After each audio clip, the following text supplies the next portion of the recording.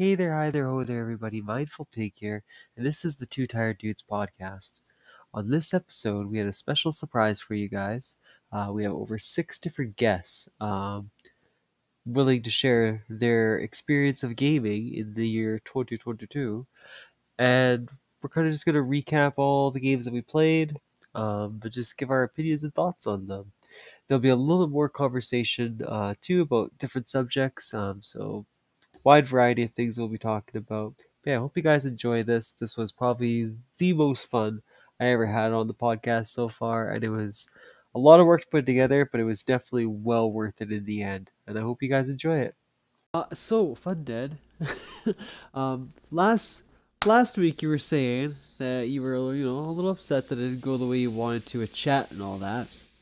So I felt kind of bad for you. I know you wanted to have a big group of people, so I reached out to everyone in Basement Gaming who had Xbox, and if you don't mind, I'm going to slowly invite in all of our guests for this week. Yeah, this is the Two Tired Dudes podcast. This week we were gonna be discussing our takes, each one of our own opinions of our 2022 game review. So just games we played throughout the year. The best, the worst, and all those in between.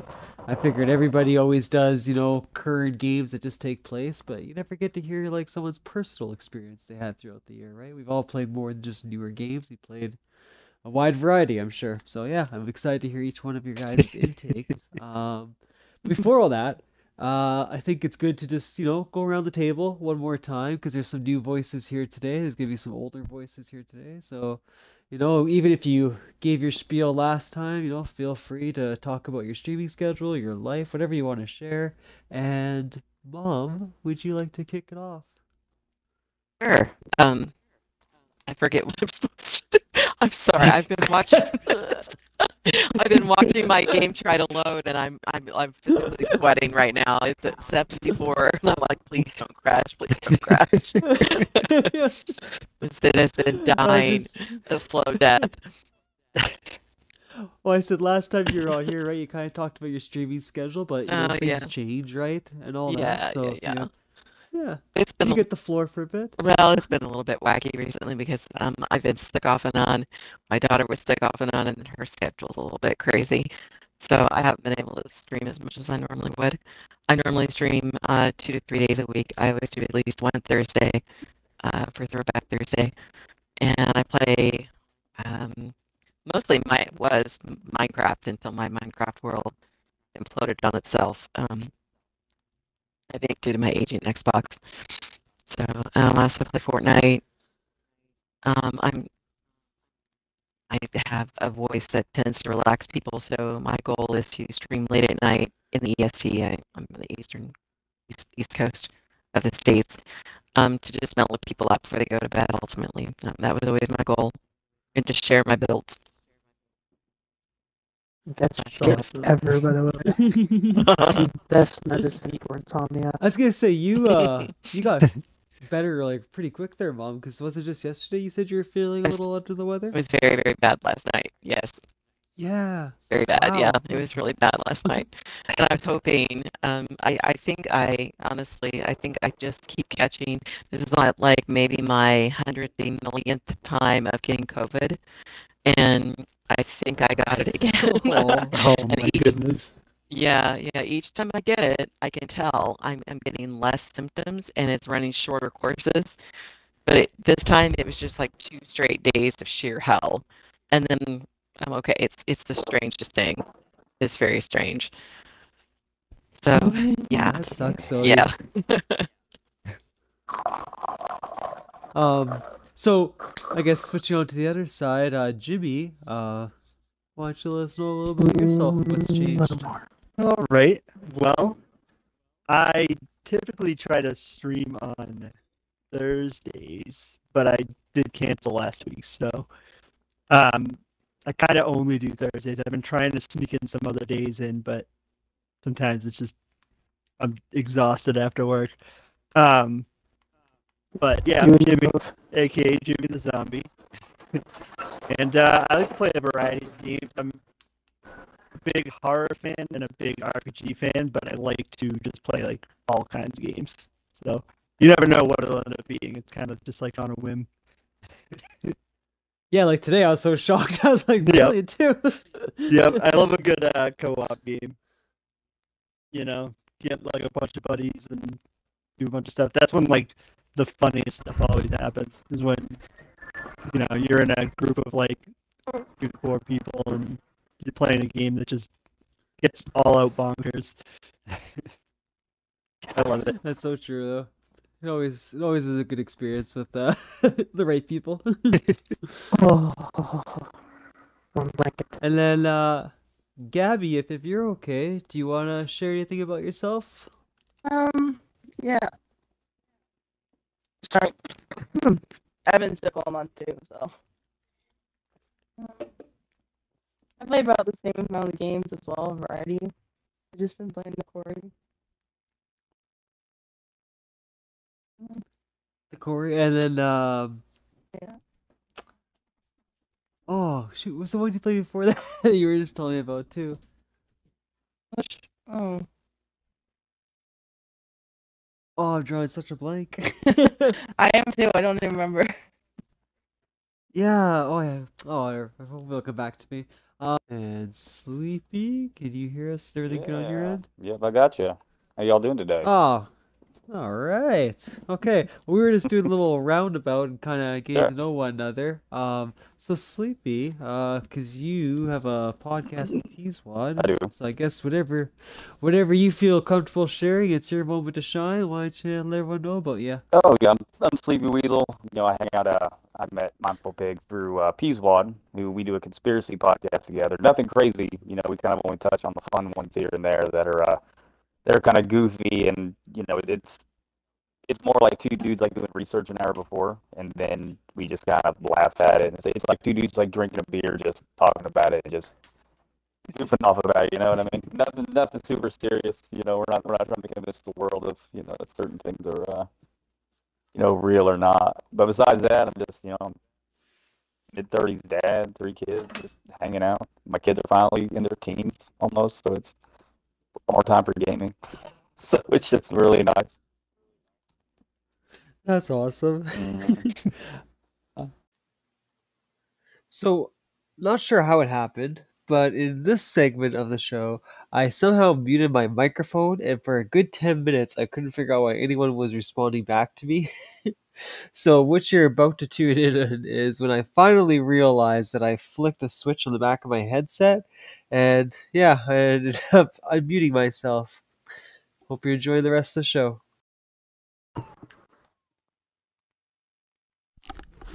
Wow. Oh my god. Sorry guys. I didn't realize it's muted. I'm literally talking. Oh my god. I think I'm going fucking insane. I'm like, John, you can say something now. I was like, John, can you hear me? And then like Fundead's going on about not hearing me. I'm like, are you just fucking with me? I was like, Fundead, like say something. Wow. Wow. Okay. So anyway, holy shit. 6 people and you all couldn't know. I'm kidding. Anyway, John, I was trying to ask you, do you want to tell a little bit about yourself? If you YouTube, stream, like anything you want to share about yourself. Hey guys, so unfortunately it seems like John's voice was quieter than everybody else's. I don't know where the issue came from, but I can still hear his voice, so I did crank up the parts that he speaks a little bit louder than normal, so if I laugh or someone says something, keep in mind it might scare you a little bit because we'll be super loud where you could just like kind of barely hear him. Anyway, he had a lot of great opinions and a lot of great thoughts, and I wanted to keep his content in here. So, like I said, I tried my best so that you could still hear what he was saying, but I do apologize. This kind of ruins the experience for you because our voices will obviously be a lot louder, but I will only do it during the parts that he's speaking. Alright, so hope you guys enjoy the rest of the show.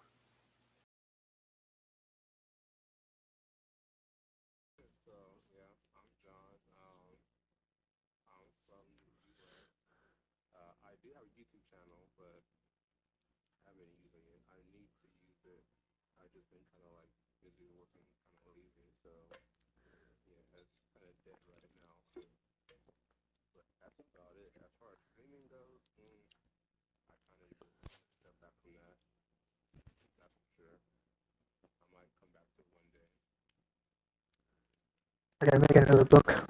I know. Nice, my dude. So yeah, we were just saying earlier that basically this is all of your guys' recap of this past year. A lot of people like to just focus on the newer games, but like I was saying, I wanted to get a personal experience from each one of you guys on just games you played. Like, doesn't even have to be for Xbox, be for any system really. Just anything you want to shout out that you played throughout the year, and just kind of your opinions on the game, the best, the worst, the mediocre, the ones that surprised you, whatever you feel comfortable sharing. Fundead, because this was all about you. Obviously, you need to be the main star of the show, so I want to hear your gaming for 2022. Oh god. Here we go. Yeah. Well, I hope you know I'm listing all of the games I've played.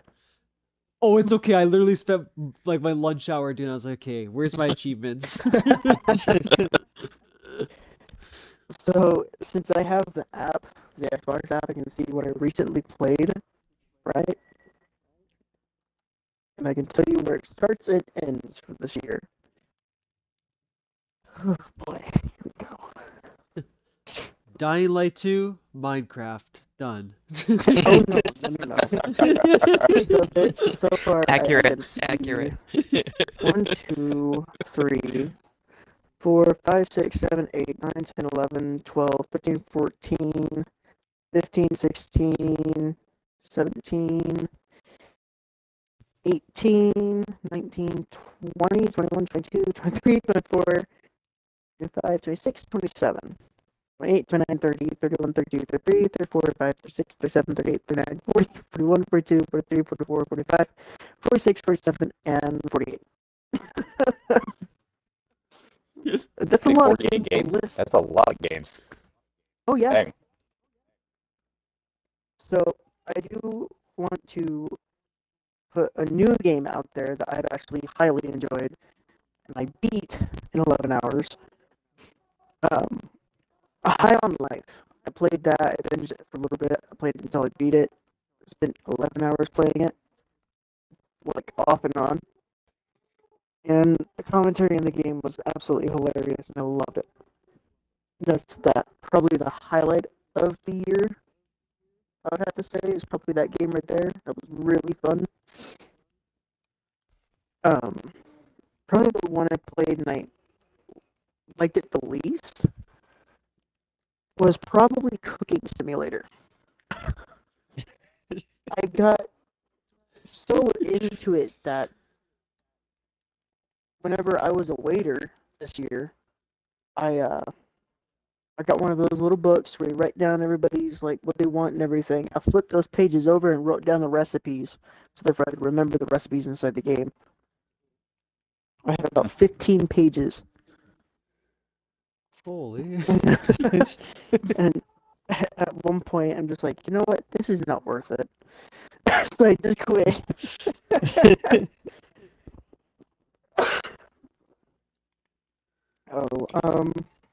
The one I probably had the most fun with, that's not really like a main thing. It wasn't super popular. You didn't see a lot of videos on YouTube about it. They didn't try to push it out and everything. It was probably House Flipper. And the person that recommended that was Mom. And I'm highly happy with her that she recommended that because that was extremely fun. That's true. Mom's really good at like picking out a game you're gonna get like sucked into. Yeah, like Cult of the Lamb. Yeah. Oh, Freaking Yeah. Vampire Survivors. I've been recently playing Cult of the Lamb, and I'm basically about to just murder everybody off. And I'm about to just start completely. I'm like, no, I don't want none of them no more. Screw it, I can get the older guys coming in. But oh my gosh, if I can find where my achievements are.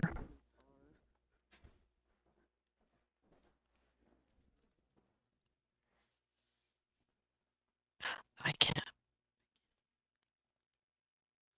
My most completed game, and I played it this year, is Road 96. Do any of you know what Road 96 is? That's a new one for me. Sounds familiar. So Road 96 is literally a game about kids trying to cross a border to get into a better life. Because where they're at right now is it has terrorist attacks, horrible propaganda, drugs, and all sorts of other things. And they're trying to escape and they're trying to get to a better place. I have 9 out of 12 achievements out of the game. And I'm not going back to it simply because I played it and I beat it. And the more you play it, the more repetitive it gets. So therefore I'm just like, okay, I'm done with this game. I played it, I beat it. Cool. I don't care about the 3 extra achievements. I don't care.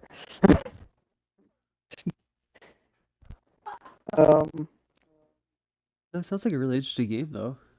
Yeah, it's quite fun.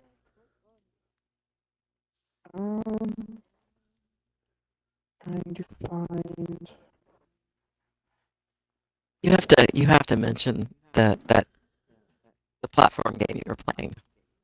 What, Neon Abyss? Thank you. Yes. Yeah. Good gravy, man. Good gravy. Listen, man. Neon What are you doing? Abyss What are you doing, man? is... Neon Abyss. What are you doing, man? Neon Yeah. Abyss. Okay. It's so true. Yes, I hear it's pretty addicting. Oh my gosh. I binged the game. Yes, I admit. I played it. I played it. I played it. And Let's go, Kayla. I beat a dead horse pretty much. And the only reason why I played that was because I thought it was going to be like Binding of Isaac. So I tried it out. I'm like, oh, it's kind of like that, but not really. No, not really, not exactly. There's multiple different mechanics. Like in Binding of Isaac, you have powers you can use, but in Neon Abyss, you have to have a specific gun to use a specific power, and each gun has their own specific power. Some of them are shit, and some of them are good. So just But curious, I hope shit Fundead, works. what's try it out to you? Because, like, I think for some of us, that might be like, an hour, 2 hours. How many hours did you clock in that game? Just curious what a try it out looks like. Hold on. So I tried it. Okay, I tried it out for the first time whenever I played it right. Probably for about an hour. I'm like, okay, let's try it out. And then after that, I'm like, okay, I like the game, but I want to go play something else. And then I went back to it, and let's see if I can find. It's gonna be like Dying Light 2. He just won't tell us. Yeah. Yeah. You see that goatee beard he has? He grew that while he played Neon Abyss. He just sat there and just Whatever, grew. dude. Hold on. Hold the phone. I could probably go to old like chats and things that we've had. What are you doing? Neon Abyss. Okay, I tried so the game played out till I got to the credits. Yeah. Yeah. Actually, it's Oh, not man. Neon Abyss. Even though I played it for 2 days, 6 hours, 13 minutes. Oh my God. I'm telling you. Okay, and then you were talking about Dying Light 2. Fine, I'll look at it. 2 days, 8 hours, Wow. and 20 Yeah. minutes. That's for real. That's awesome. That's for real. Oh, It is fun plunking a bunch of zombies, though. That's just fun. Just, Yeah. I mean, there's something cathartic about that. It's very hold satisfying. on. It is. I'm It is. curious. Oh, I haven't played that for very long. Yeah. Okay, so I tried out Call of the Wild, the Hunter Call of the Wild. played it for 18 hours off and on. I kept trying to get into it, so I kept trying it over and over again. Yeah, I couldn't get into it. Waiting that long is just not my forte. If I'm gonna wait that long, I'm gonna do it in real life. What about Stardew Valley? It's another zombie game that I played for a hot minute. State of Decay 2, I have. Well, hold on. Let me go get the exact. 3 days, 11 hours, and 43 minutes. For State of Decay? No, State of Decay 2. I can't stand the first one. Oh, okay. What was the other game you were asking me about? Stardew. Oh, sorry. Hold on. If I could find that one. Goodness. Oh. Did I find it? No. I don't think I played Stardew in a while. No, it's up top. Is it? Is it up? Is it? Just calling your ass out, dude. Is it like in a really stupid spot where I just skipped it?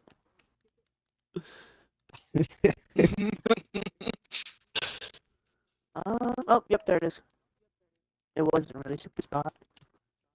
Oh my god, 9 days, 21 hours, There we go. 35 minutes. There we go. Total gold earned, 4 million. Number of crops shipped, 12,000. Number of fish caught, 724. Number of monsters killed, 3,000. Number of ores mined, 5,000. Oh my gosh. You know what? Listen. You think that's We all have our addictions. Dude, absolutely. That's not true. Absolutely. They're nice diversions, That makes right? sense. Yeah, that's right. Oh, Minecraft. Absolutely. No, Minecraft doesn't have the proper thing. Holy fuck. Hey, Damn Minecraft near. membership. Yeah, Minecraft. 25 days, 23 hours, and 9 minutes. Yeah. And that's mostly on survival. Because I Yeah.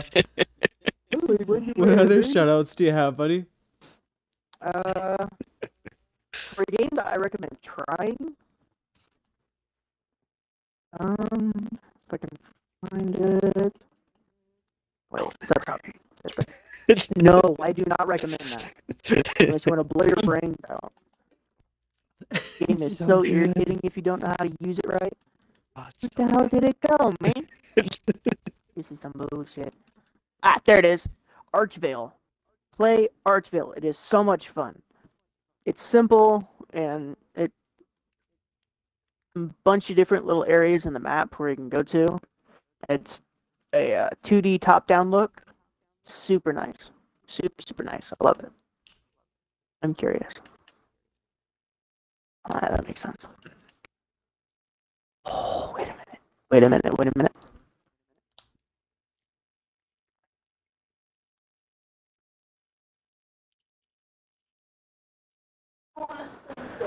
Destiny 2, I have 16 days, 7 hours, and 28 minutes. Nice. I don't even like it that much.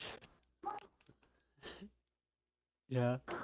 Wait, hold on. Binding of Isaac. I've played that almost off and on, nonstop.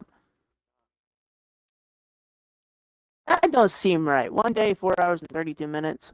I don't know about that. Why is that an option to keep track of? So it has the option to track how many poops you destroyed. I have destroyed 842. And then deals with the devil, I've made 11. Angel blessings, 0. Yeah, that makes sense.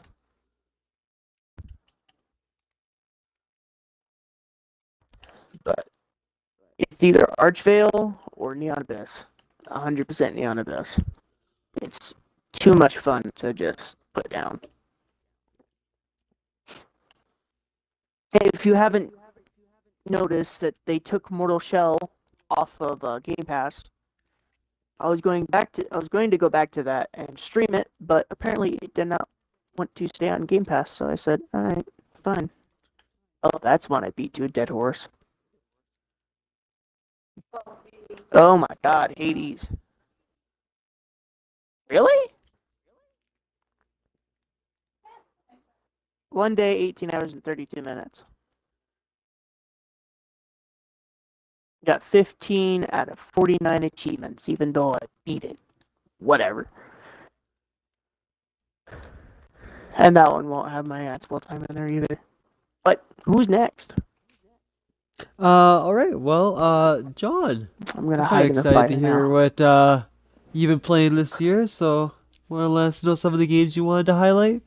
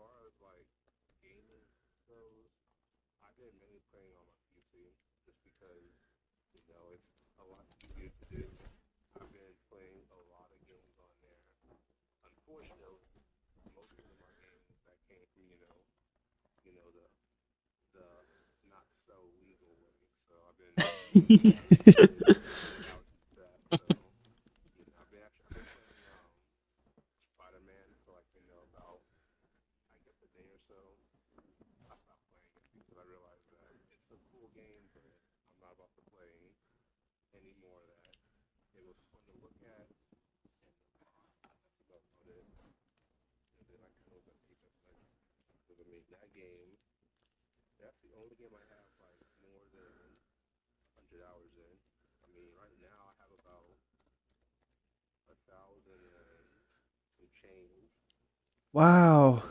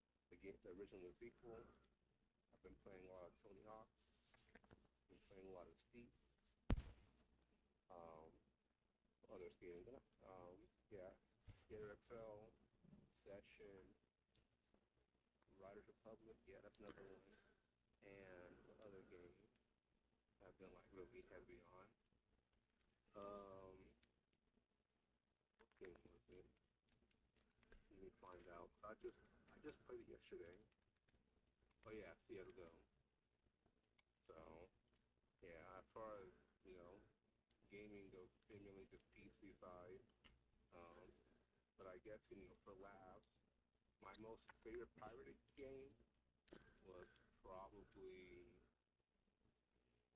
hmm, Fist. Like the rabbit game.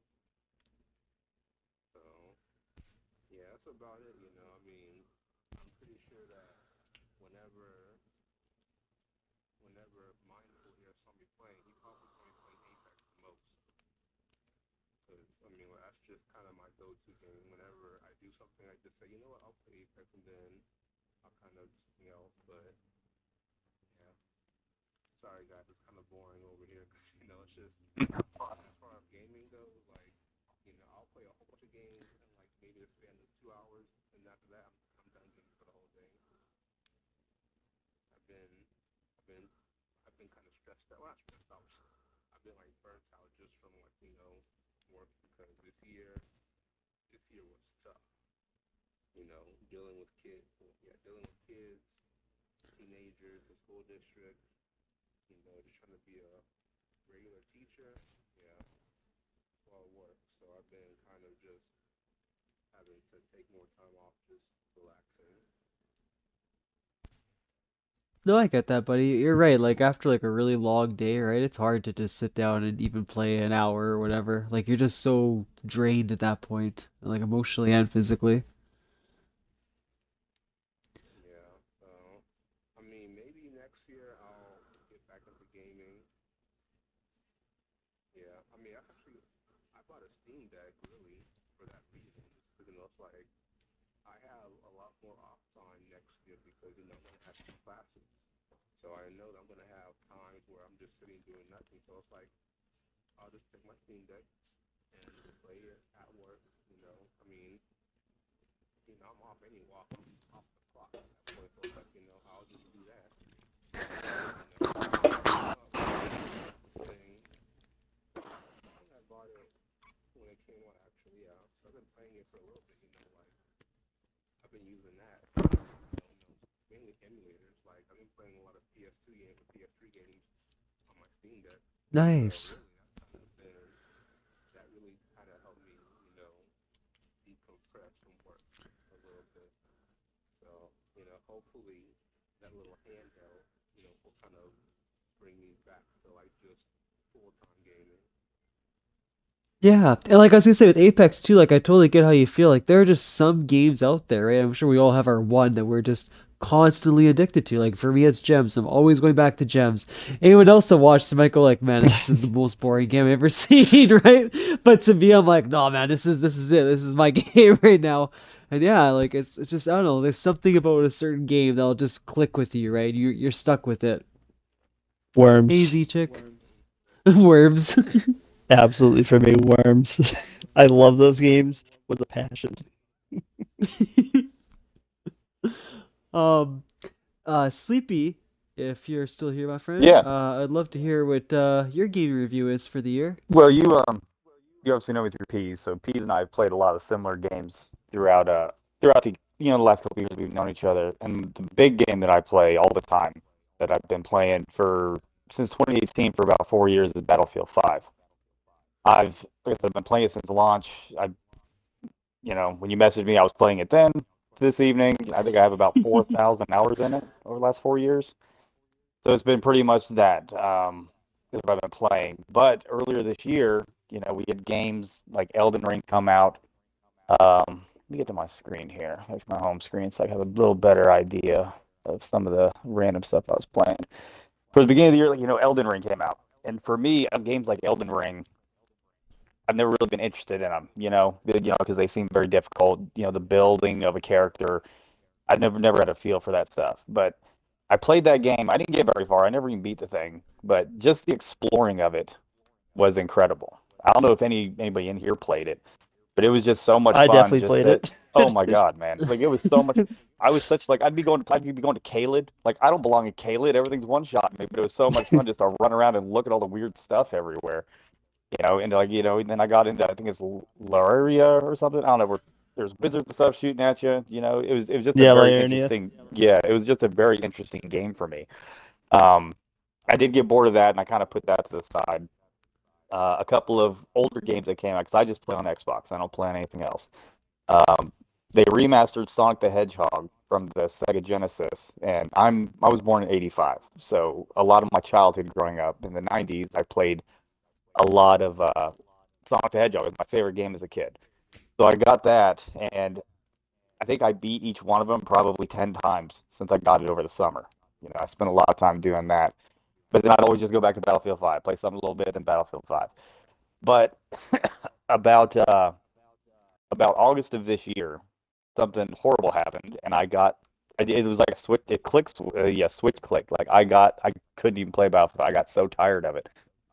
So at that point, I switched to playing Sea of Thieves, and I probably played that for 2 months straight. That's all I played, just because you could either do the quests or you could go do you could be a merchant and just bring things places here and there. So it was a lot of fun. I never really got good at the PvP. The boat PvP I got a little bit better at. Just the steering and all that stuff. I usually didn't play unless I was with a group, because playing by yourself, if you ran into somebody, you're definitely gonna get sunk, and there's nothing worse than spending 3 hours doing something and then somebody comes by and sinks you and you lose all of it and you don't, you know what I mean? So it's just 3 hours down the drain. So but I quit playing that. I got tired of that, and I started playing Deep Rock Galactic and Don't Starve together. Which I don't know if any of you played Deep Rock. You're a little dwarf guy. You go down to this planet, and you've got to extract certain minerals or kill certain things, and then make it back to the ship. So it's just a goofy, fun mining game. Mining game, and it's also on Game Pass. So if you have Game Pass, I would recommend checking it out. It's only like 3 gigs. It's not a very big game. And then Don't Starve Together. I don't know if anybody's tried that before, but it's just a little like horror, like survival game, kind of in the art style like Tim Burton. Good shit. Yeah, it's a little 2D game. And me and Pease played that for a long time. We actually have a save right now where we're on day I think it's like 90 something. So we made it through fall, through winter, through spring, through summer. We're back in fall again, getting ready to go to winter. So it's, him and I haven't played it in like probably a month or so. So the save is still there. So maybe we'll pick up and jump back into that at some point. But then at the end of the day, I guess my 3 to 4 month break, my 3 month break helped because I've been back just playing Battlefield 5. I did try some other first-person shooters like Hell Let Loose. I've been playing that quite a little bit. I'm actually in a group the same one Pease is in. It's the 13th. It's an Xbox group, so like when I play Hell Let Loose, we have like game nights. So on Thursdays we play Hell Let Loose. So 6, 7, 8, 10 people, we all get together, go in together, run squads. It's a ton of fun playing those types of games, especially because Hell Let Loose is a pretty hardcore shooter. So like if you get killed, 99% of the time you're not going to see where it came from. It's like World War II. I mean, there are people, on hedgerows, this and that. You don't run out in the open. It's not like Battlefield. So it's a very different experience, and it really helps break up the monotony of, just me running around, sliding, trying to kill everybody I can in a server on Battlefield 5.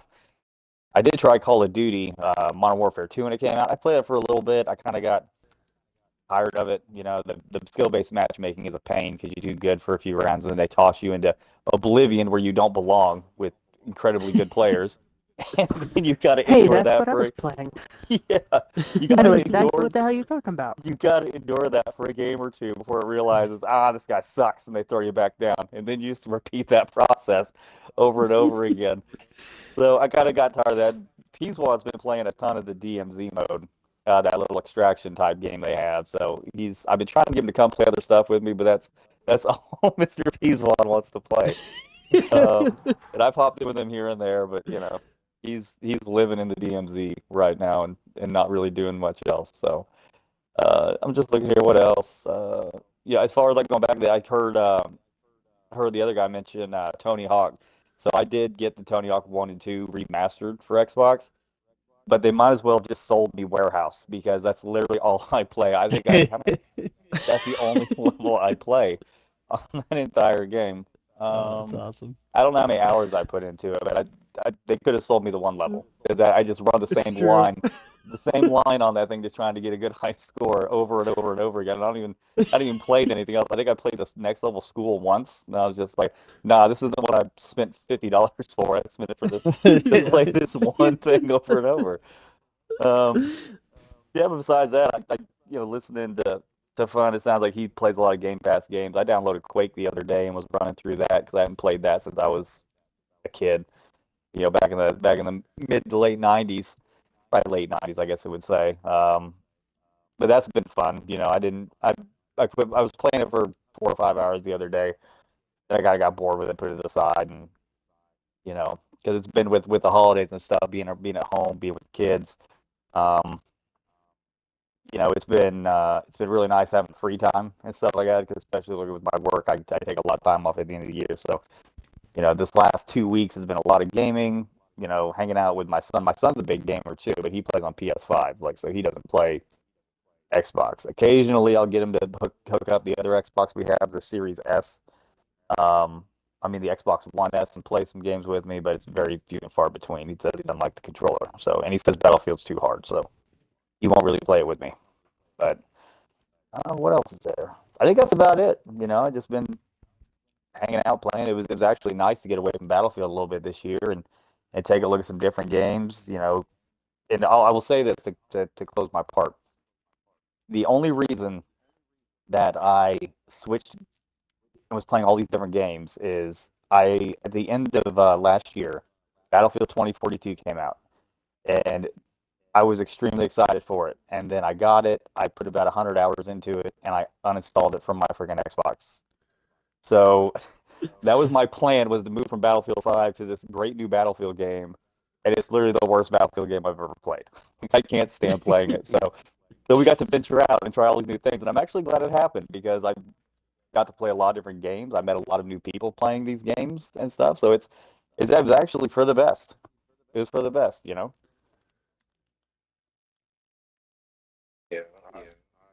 figured that the game would not be good because I have seen Angry Joe's review of Yep. it.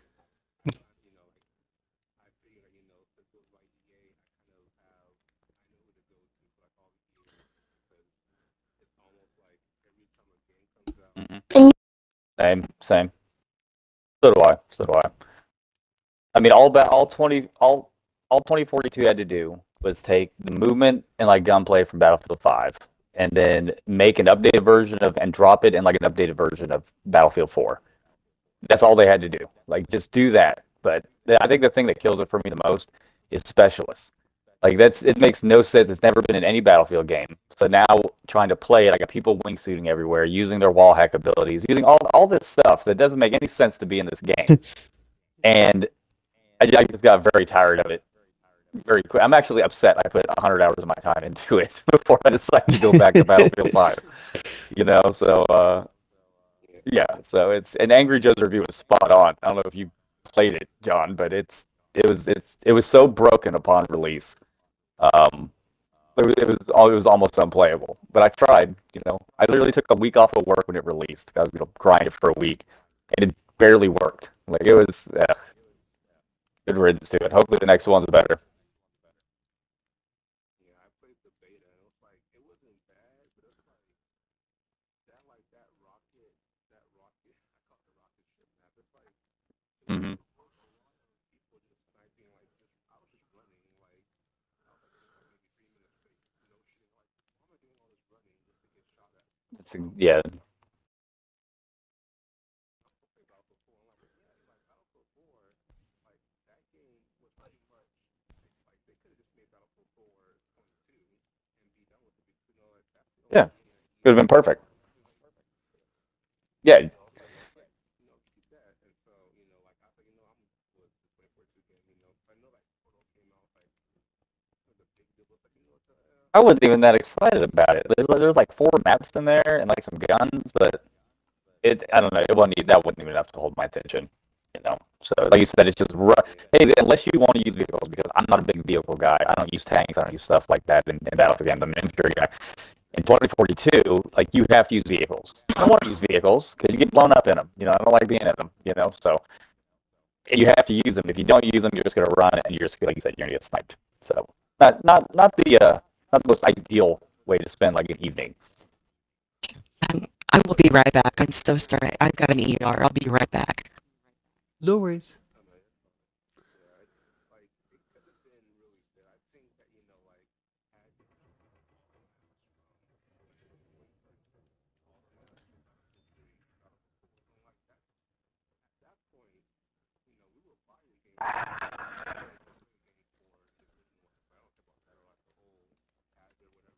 No, I mean,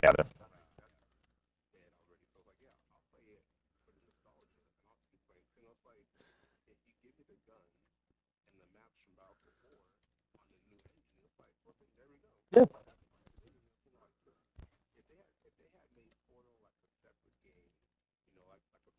Mm-hmm.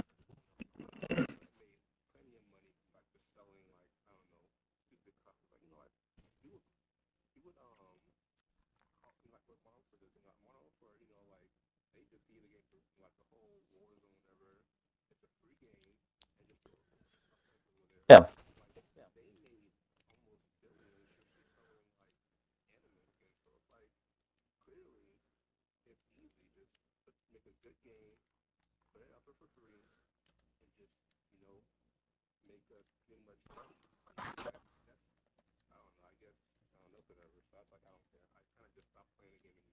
Yeah.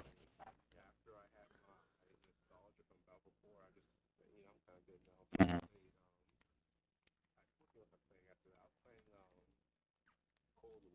Mm-hmm.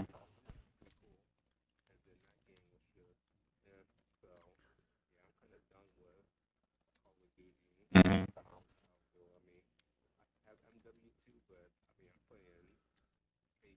Sure.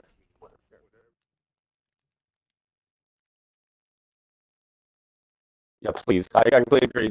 Just make it. Just let the next one be good. Because if they don't make the next one good, that's probably, to be honest, it'll probably be the end of the series if they don't nail it this next time. So, but we'll see. We'll see. You know, hopefully next year or two. But until then, I'm just gonna keep playing all these random Game Pass games and Battlefield 5 until there aren't any more servers on it. Until everyone quits playing it. So, yeah, that's what I had. That's what I had mindful. So, Yeah, no, I was just say, for those who haven't seen Peaswise, before I gave a little shout out earlier there on the chat, but mhm. when Sleepy says they get into a game, like, these guys really get into the game. Like, I'm always really impressed, like, watching you guys play a co-op stream together. Because I think for you and Peaswad, it's like the same mindset. Like you said, if that game doesn't click with you within the first, like, couple hours or whatever, you're gonna move on to something better. Yeah. And whatever that is, right? You guys always do find like that really interesting game. Like watching you guys play, what do you call it? Deep Space Galactic. Yeah. Yeah. And let's starve or don't starve together, sorry. Yeah, like it was really cool, like watching you guys play that, and like, because I tried afterwards, right, with him, and it's yeah, it's a lot harder to understand than you guys let on. Like, It you is guys a have a lot. routine going on.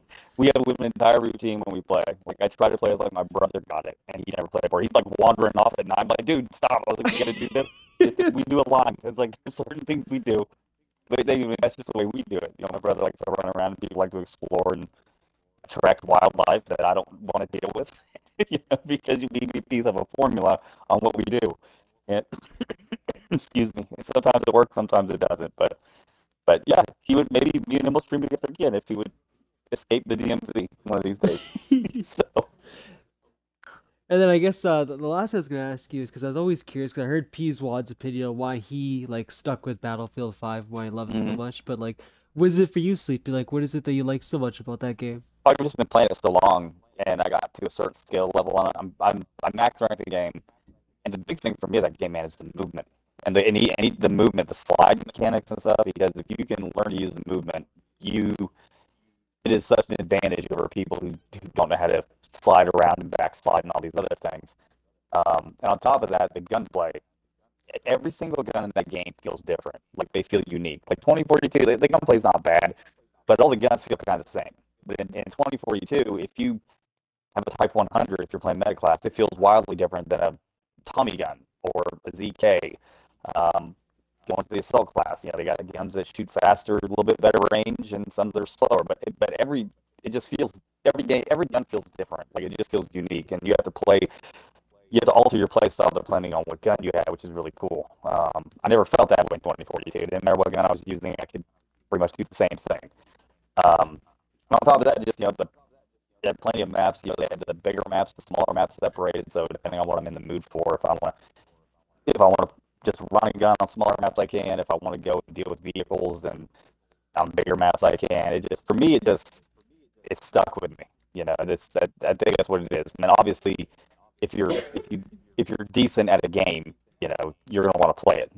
So like I'm better at that game than I am Modern Warfare 2 or 2042 or Battlefield 1 or Battlefield 4. So it's kind of just been a game I stuck with just because I enjoy playing it. So I feel yeah, no, I mean that's a solid reason. Um, sorry there.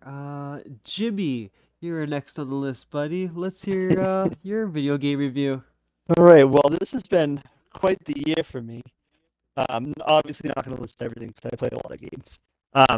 But so one thing I did get that I really loved was the Steam Deck. Not necessarily a game, but it's so good. I keep it next to my bed because I like to play in bed before I go to sleep. And I've been playing pretty much all the Resident Evils on it because I have a problem and I'm obsessed. But It's a healthy addiction. It's fine. Yeah, absolutely. Obviously Elden Ring, but I won't, gush too much about it because we would be here all night. right. I'm a major Soulsborne fan, so I've been playing since Demon Souls on PS3, and I have a Dark Souls sleeve on my left side, so might like it a little bit. Recently, so like I like to play a lot of co-op games too. So a lot of times I won't get a lot of single player games done because I like to play co-op games with friends. I'll pick up whatever if they're into it. We recently got a terrible game, Dark Alliance. It was like $10, and we were like, I know it's bad, but it's only like $10. Let's see how bad it is. And we played it, and it's just really, really broken. It could have been a good game, but it's really broken. It doesn't feel good at all. It's very buggy, and just wasn't what it should be. That's for sure. Playing Halo with Mindful was a big highlight. That was a blast. You. It was a very good time. The Resident Evil 8 DLC. I know this is like kind of just throwing out all random stuff, but Resident Evil 8 DLC I enjoyed. It was short, but I enjoyed it. The Callisto Protocol, which I know is getting a lot of hate, and I can't say it doesn't deserve it, but I loved it. But I'm also easy to please, so take that for what you will. And as of yesterday, I finally did my Resident Evil 1 remake speed run, just under 3 hours, which I never thought I was going to do. Because when it comes to me and people that know me personally, I hate speed runs because I don't like to rush through like games and stuff.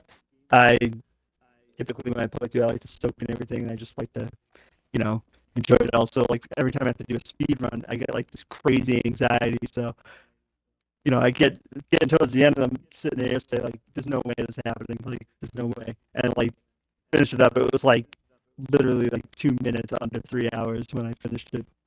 That's like we had to get for the trophies for the speedruns. I am mostly a PS5 PlayStation gamer, and I have an obsession with trophies as well. So that's another issue, especially when you don't have all the time in the world to game, but you make time, right? That's right. I know Dying Light 2 was mentioned. I really liked the gameplay of that one, but the story I didn't like as much as I liked in the first one. Yeah.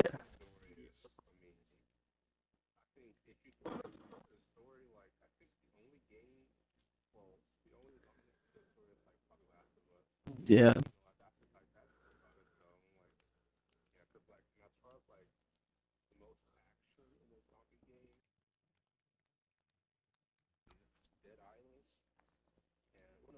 Dead Island is more like along the lines of if you want like scenery, this would be Mm, a beautiful game.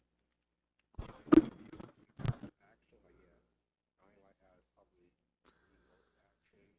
It looks almost like it's Mirror's Edge, it's zombies, you know. right. You already have all the fighting, all the shooting, and like parkour. So it's like, yeah, that's the action. Like, you know, like that's the block. Well, that's the playground, you know, the zombie playground kind of game. So yeah, it's fun. You know, if you just want to like, you know, kind of turn your brain off and just play the game, that's about it. Anything else? So if you can visit Mind, what you're looking for. Yeah. I think if there's anything else. I mean, I'm all over the map when it comes to gaming. Like, I will give anything a chance pretty much for the most part. Um, I Is there like any game this year that really stood out to you, Jimmy? Like anyone that kind of took the toll out of all those games you played? well, Elden Ring I keep going back to, so that's like that absolutely is. Um, but on top of that, I've been trying to go through all the Resident Evil games and get like the platinums for the rest of the ones I need. Um, so this year I've gotten the Resident Evil 7 Platinum. I'm working on the Resident Evil remake right now. I already have 2 and 3 and 5. 8, I'm one trophy away, but it's the Mercenaries mode, and I've Ooh. never been a big fan of the Mercenaries mode. And like that repetition just like kills me. And to go through all of it and then get an A rank when you need an S rank just kills me, and you're like just a few points off. Brutal. um, yeah, oh, you know what? Another game that I didn't know that I would enjoy, just like based on kind of like the quirkiness and goofiness of it, but it was River City Girls, and I've started River City Girls too. Um, they're like really fun beat 'em ups. Um, I just got the platinum for the first one, and Nice. the second one so far is pretty decent. Just the story is very like goofy and like kind of on the cutesy end, so it's not really like my cup of tea per se, but the gameplay is a lot of fun, so I kind of just put up with it for that. um,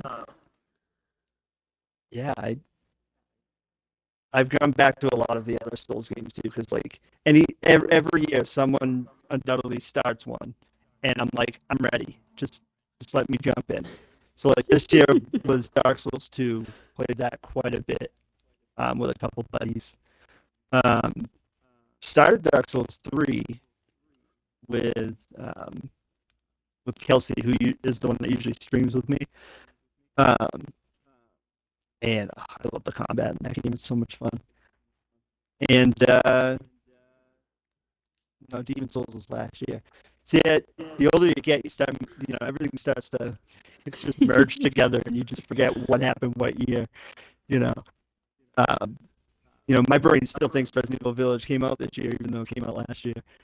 Uh, Oh, it's so true. it's just it all just blends into one. But I mean, I like to play a lot of like horror games too. Like I said, I played the Callisto Protocol, which I enjoyed, but I know there's certain things about it that people don't like, and it's getting a lot of hate. Um, I was playing that Fatal Frame 5 this year a bit because I still got to get through that. Um, super pumped that we're getting Fatal Frame 4 in March. Also, Resident Evil 4 remake. I know this is kind of breaking the rules because not really about games that came out this year, but I'm really looking forward to stuff. Yeah, I'm just all over the place. Back for Blood, I played a little bit this year as well, which wasn't. I mean, it was good. It just wasn't like as good as like Left 4 Dead was. Um, but I did enjoy that a bit. Am I missing anything?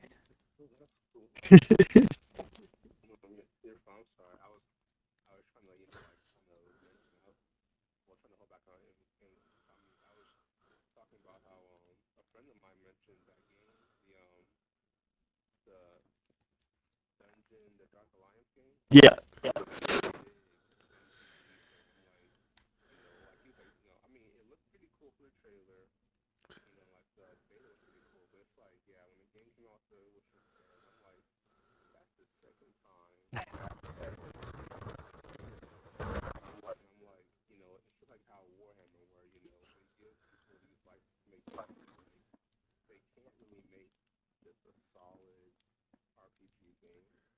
I don't know if it's just because it's a fantasy kind of thing or what. Because Right. like I haven't even heard of a good Harry Potter game, so I don't know what's gonna happen with the new one. They may just botch it because I don't know, like I can't really find a good like just fantasy style game that isn't Elden Ring. So like Right. yeah, yeah, like actually that's the only thing I think actually in that realm that's good. But nothing else like even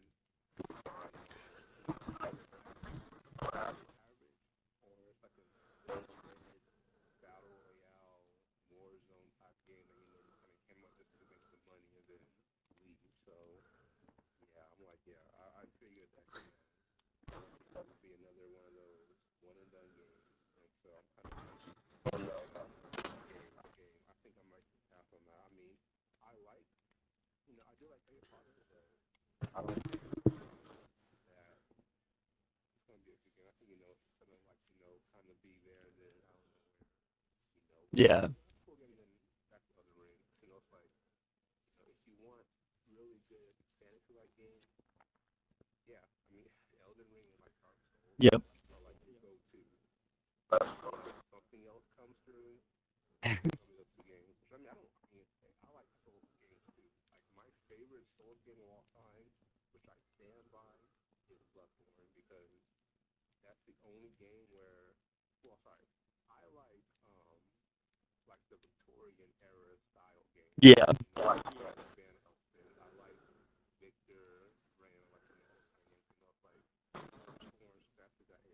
I can play that game back and forth anytime. All the like it works. It's like I kind of get with that. It's like playing a game like Elden Ring or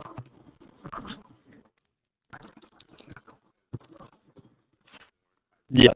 I've been doing that for years, so I'm okay with that. But yeah, I mean, I don't know, it's hard to like get the game want to play right because it's like either it's a big old corporation who out of touch people making these games, Yep.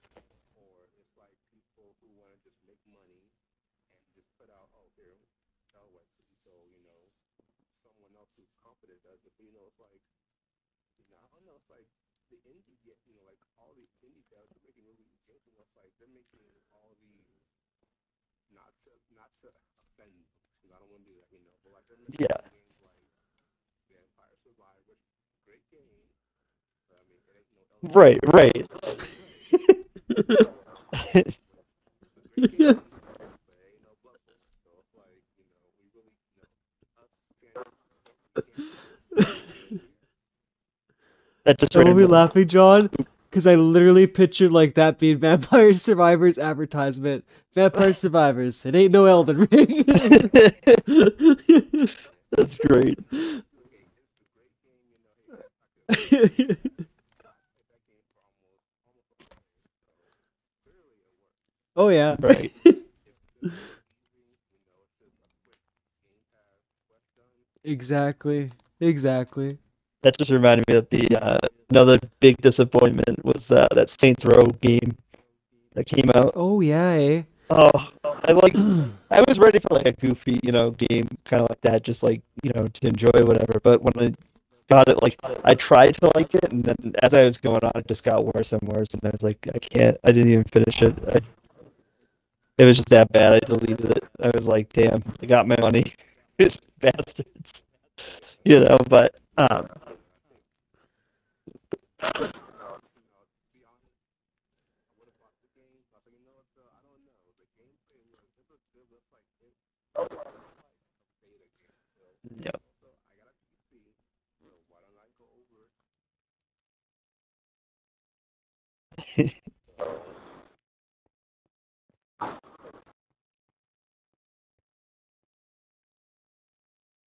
like the characters are like this. It's like playing an NPC on the game. So it's like no one here was like really original. Right.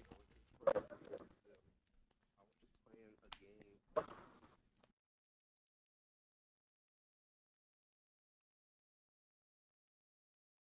Right.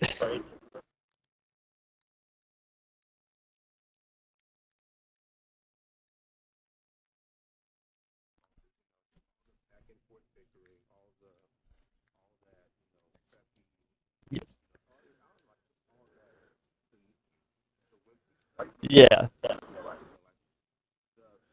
that 10-year-old, he enjoys playing like NPC. So he should play that game instead and not make Saints Row 2 or make Saints Row 3 Part 2. Like, Right. just great. I'm glad I did put some money on it. I was like, looking for more, like, that game's like, it was coming out when a lot of games were just not really bringing in anything good. It's like, it was either playing 2042 or playing Cold War Yep. or like playing a bunch of older games. You know, it's like, yeah, like game was playing, paying off, that's perfect. But of course,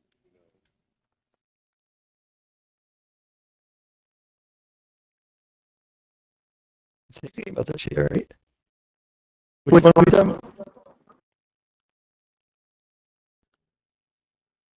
I have no idea. I think maybe it did come out this year. I think. The new Saints Row came out this year. Oh, I wonder what. Oh, I guess it must have came out like months ago. Like, It came out and flopped immediately. Yep. yeah, It hit the Yeah, I shelf guess it and came out in then the summer. yeah, it hit the shelf and then Dying Light 2 came out and it just overshadowed everything that just like flew out because people were just trying to push their games out as soon as possible early in the year, just so therefore they can have people to play it and try to get their like Game of the Award. But it didn't work like that with that because of how you were saying it wasn't enjoyable. It didn't have any of the factors that the old games had. It just wasn't funny. And Saints Row is literally known for the funny, like batting people around with weird and obnoxious objects. Like that. Yeah. and like that's. But it's funny how they were thinking like they were going to win Game of the Year. Like, no, you're not. Like Saints Row 3 and 4 didn't win any award. Well, I mean, it came out like maybe like so that's like we already knew like Saints Row is a game for just people who like adventure. That's all it is. Like the people who are heavy hitters to Sony and like hell, just like from software. Like let those people do Game of the Year. But like everything else, like and like I don't. I guess maybe I'm just typical gamer, but it's like I don't care if a game has no awards. Like if the game is fun, I want to play it. Like look at CS:GO. CS:GO didn't win any awards, but it's still the most popular game ever because it was made for people who like Counter Strike.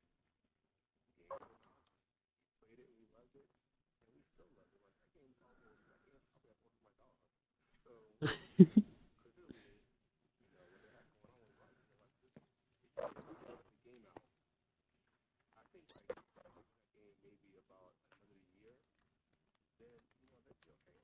Like I'd appreciate it more. They just release the game early. Yeah. They've been doing kind of crazy stuff. Like that was kind of just like people kind of just telling us with a lie, like odd hour lies, but Yeah. They so they came out with so they released that whenever they did on purpose. Absolutely on purpose.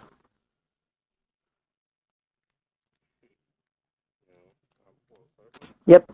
And you want to know something? They made enough money to make another one.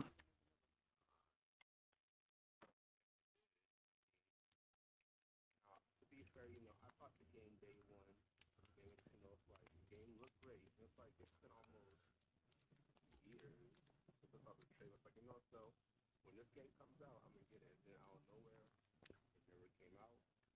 I forgot about it. Like with Yep. out of nowhere, I see Keanu saying, "Look, I'm making this game." He got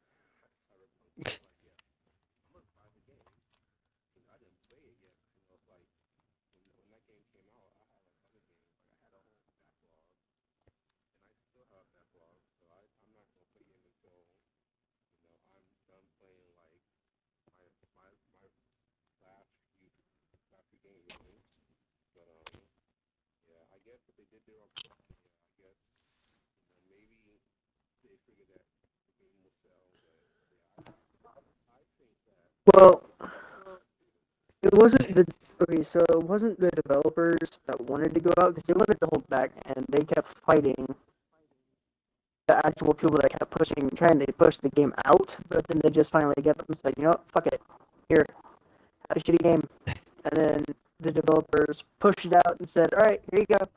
Since you guys keep bitching and moaning about it, here you go. It's all perfect to the T. And then there were so many glitches in the game that the game flopped immediately as soon as it hit the shelf. And then now, later on down the line, people are buying it more now that people are noticing that, hey, the glitches are disappearing, they're fixing shit.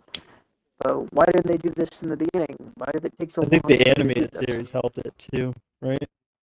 Yes, the animated series, I actually watched the animated series, and they added in some stuff from the animated series. Like, there is a shotgun in it, there's a jacket, and a few other things inside there, a few little Easter eggs that you have to really hunt for. But inside the game, it's, because I'm actually playing that right now. I didn't buy the game simply because I knew that it was going to be glitchy. Just from watching other people's channels and listening to people talk about it, and that's why I give it time for new games to be played, and let it run wild, and see where it ends up, and see where it fucks up, and see if I really want to actually put time and effort into it. I started it. I didn't finish it. Like I barely touched the surface of it, but like same problem. I have a huge backlog of games, and it's like it'll probably be the year 2077 by the time I get to the game. Yeah. You know, Yeah, no. it's massive. Oh yeah, it's a huge fucking game. There's so much shit to do, and they put in too much, and after a while, after you go through a certain amount of time inside the game, where I like kind of like where I'm at, there's like, okay, it's the same shit over and over again. I'm kind of stuck where I'm at, and I don't know how to get higher gear and this and that, and you're just sitting there thinking to yourself, well, I guess it's time to start a new one. yeah. I mean, like when I play the game, I'm just gonna play it like just to kind of walk around like just see the city. Like I like the whole the cyber city kind of concept. Like in both games, day one. Like I enjoy games like had that futuristic feel to it. So I'll just play it for the aesthetics. But for the story though, I mean, I'm kind of already like open world game out. Yep. Like Dying Light, Dead Island, Elden well, up to the Elden Ring, like that's like that's already a lot of games kind of walking around doing a lot of things. Like I'm kind of I'll just play Apex afternoon and call it a day. Yeah. With like Dying Light 2, I beat the game. Took me I think 3 days to beat the game, and it's actually kind of better from the first one, just because it is more open world. It's not pushing you to do constantly like the missions where like the first one, at a certain point in time, you had like a time limit they had to do things in, or like the city would just explode. Like the game would end in the city being nuked. But this one, it allows you to take your time, and it allows you to do all of the side quests and all of the little side projects you're able to do, and find all the Easter eggs and everything else. And they actually did it right. And I've noticed a lot more that more of the newer games that are coming out that are open world, they're starting to do the same thing, which is fantastic. I just feel a little bit of the saturation of like open world games. I honestly would love to see an influx of like 10-hour experiences that like have good quality and feel complete. Like I love a good like cohesive story that you're not having to go through this massive world every time you start a new game. Where it's just daunting and just overwhelming. Like sometimes you just want a good like get in get out kind of game. It gives good balance. I mean, to me anyway, I like both. Like after I get burned out on the big open world, then I can hop into something for a quick win. So, Gabby, if you're on, I was gonna say it's your turn next to hear your game review. Sorry, Gabby. Like on my screen, I see Sleepy, Fundead, Gabby, and then Downtown. No, no, no worries. Oh, sorry, I had my mic on mute because my kid kept coming into the room. Oh, no worries, Gabby. But yeah, let's hear kind of games you played. Which ones you enjoyed this year, didn't enjoy? Like I played a lot of the Dying Light games. I like both of them. I always go back to the first one too. And then like any games like that was open world. I've been playing recently too. I've been playing High on Life. That was really fun to play. And I was playing a lot of Cyberpunk too. I normally just play that when I'm bored. And then I played like a lot of horror games and like puzzle solving games, like mystery games like that.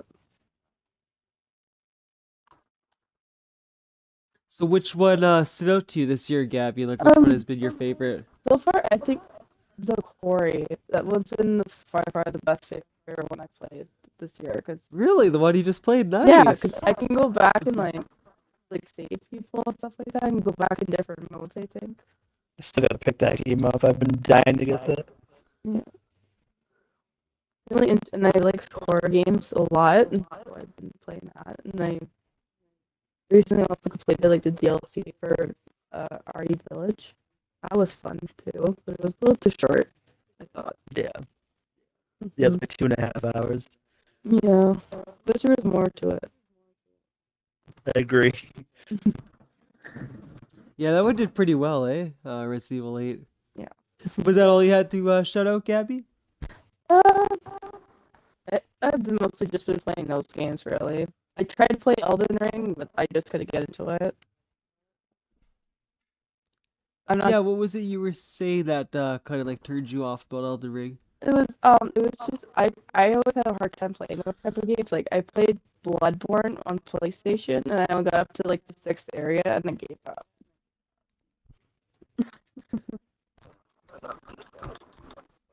I Yeah, almost like hey, I almost snapped the disc in half. I was that mad. Oh god. Well, at least you made it past the villagers. That's usually where a lot of people I know quit. Yeah. I lost the controller too. oh.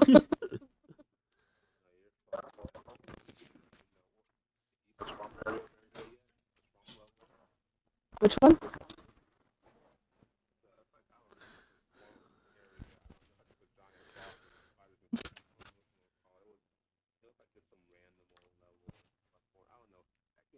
It is.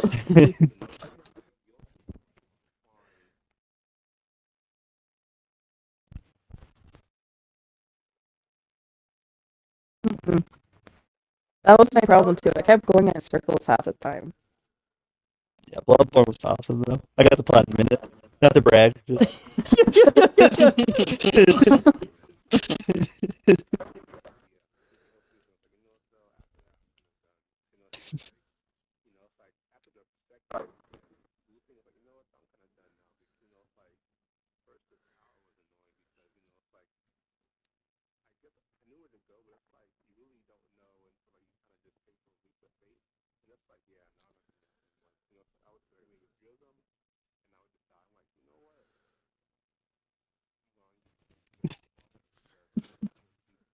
Yeah. I think there were like 3 different endings for that game too.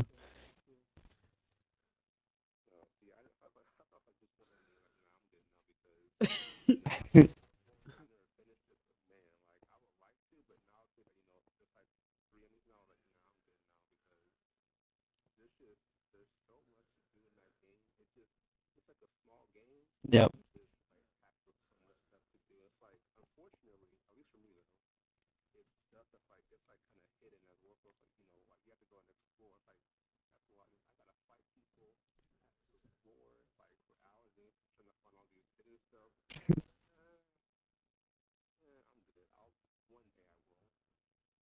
That's like the biggest lie I'll always tell myself. It's like, yeah, you'll do a second playthrough, Mindful. No, no, you won't. You won't. Unless it's I a look at the Telltale game. I just look at the achievements. I'm like, yeah, I can get that. It's another time.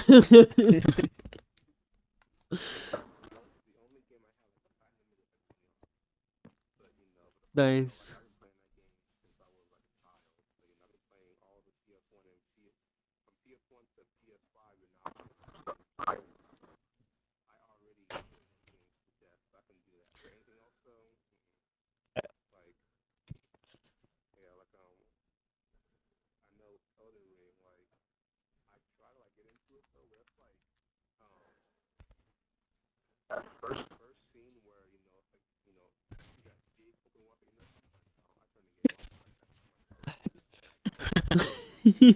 I triple dipped. I have it on PlayStation, Xbox, and PC. So I can just help think the big myself. thing with Elden Ring was how, like, a guy like me who's never played a Souls game ever got it and was super intrigued by it. You know, never playing a game like that, I still found it crazy interesting. That's how good of a game it was. Yeah. Must They made be exploration a like rare situation. yeah. Bloodborne was fun.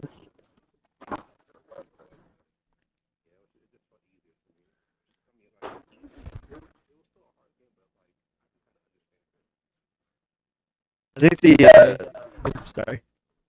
No, I was to say that's okay. I felt dumb as dirt because like the only Souls game I ever played was Dark Souls 2 on the PlayStation 3, and I was so stubborn because I couldn't get past that stupid org, which I think is like 10 minutes into the game. And then after I even got past that guy, I realized you have to kill him. These stupid pigs killed me, or dogs, wherever they were. I was like, okay, you know what, the hell with these games? Like, I'm done with them. You got Like, killed by I'm the not pig playing from this. Majula? Yeah, I did okay. That's funny. Because I don't like dodging. I straight up just keep battling. I'm like, this isn't the tactic in this game. You're in the hub world, you're just fighting all the pigs. It's fine.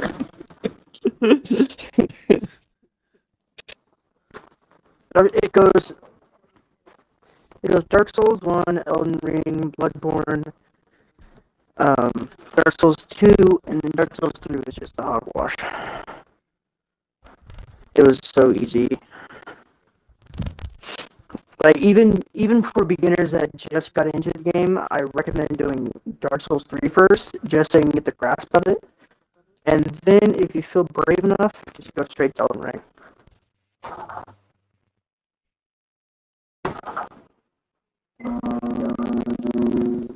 That's probably too long.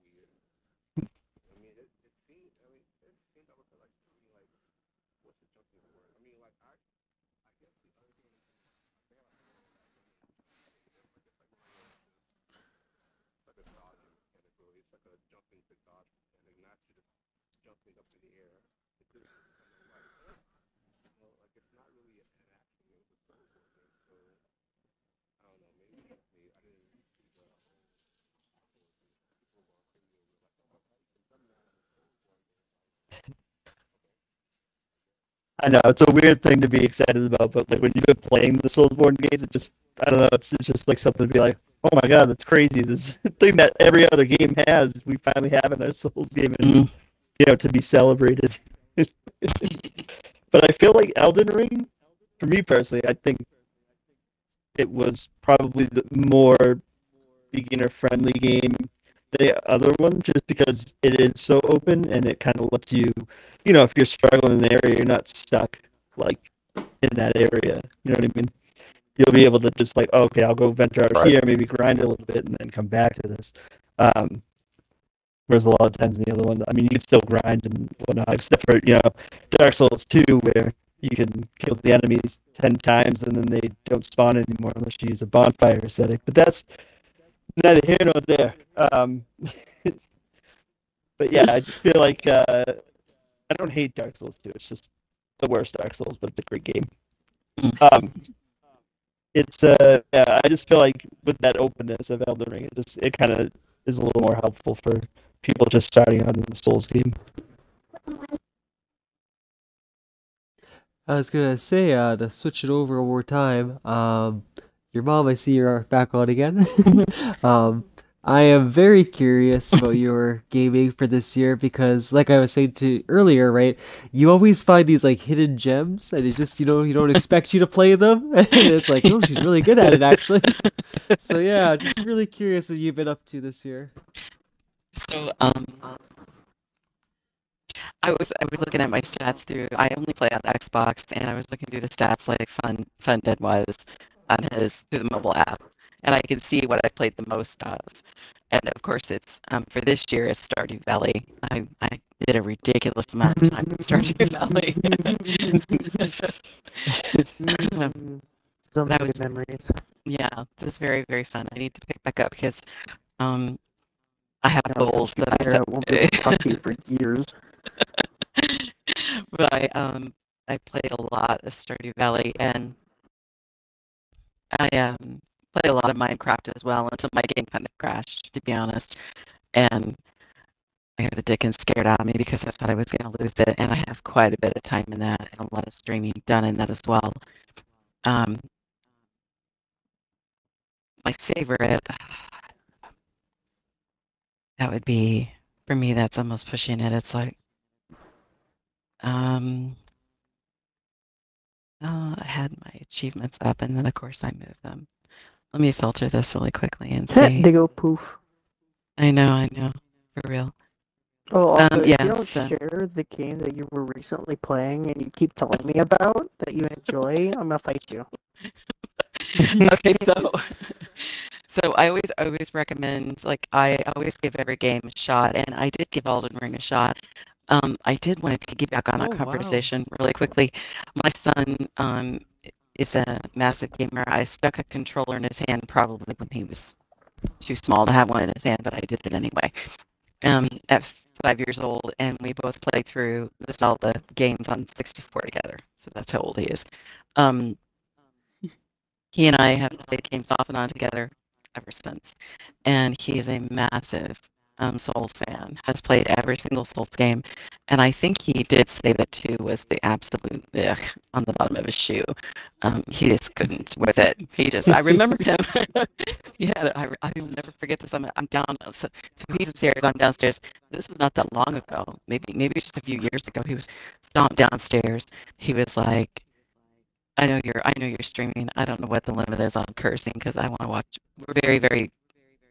We have like a Vegas house. What you say in my house stays in my house as long as it's not set outside the house. I don't care. Just let it loose.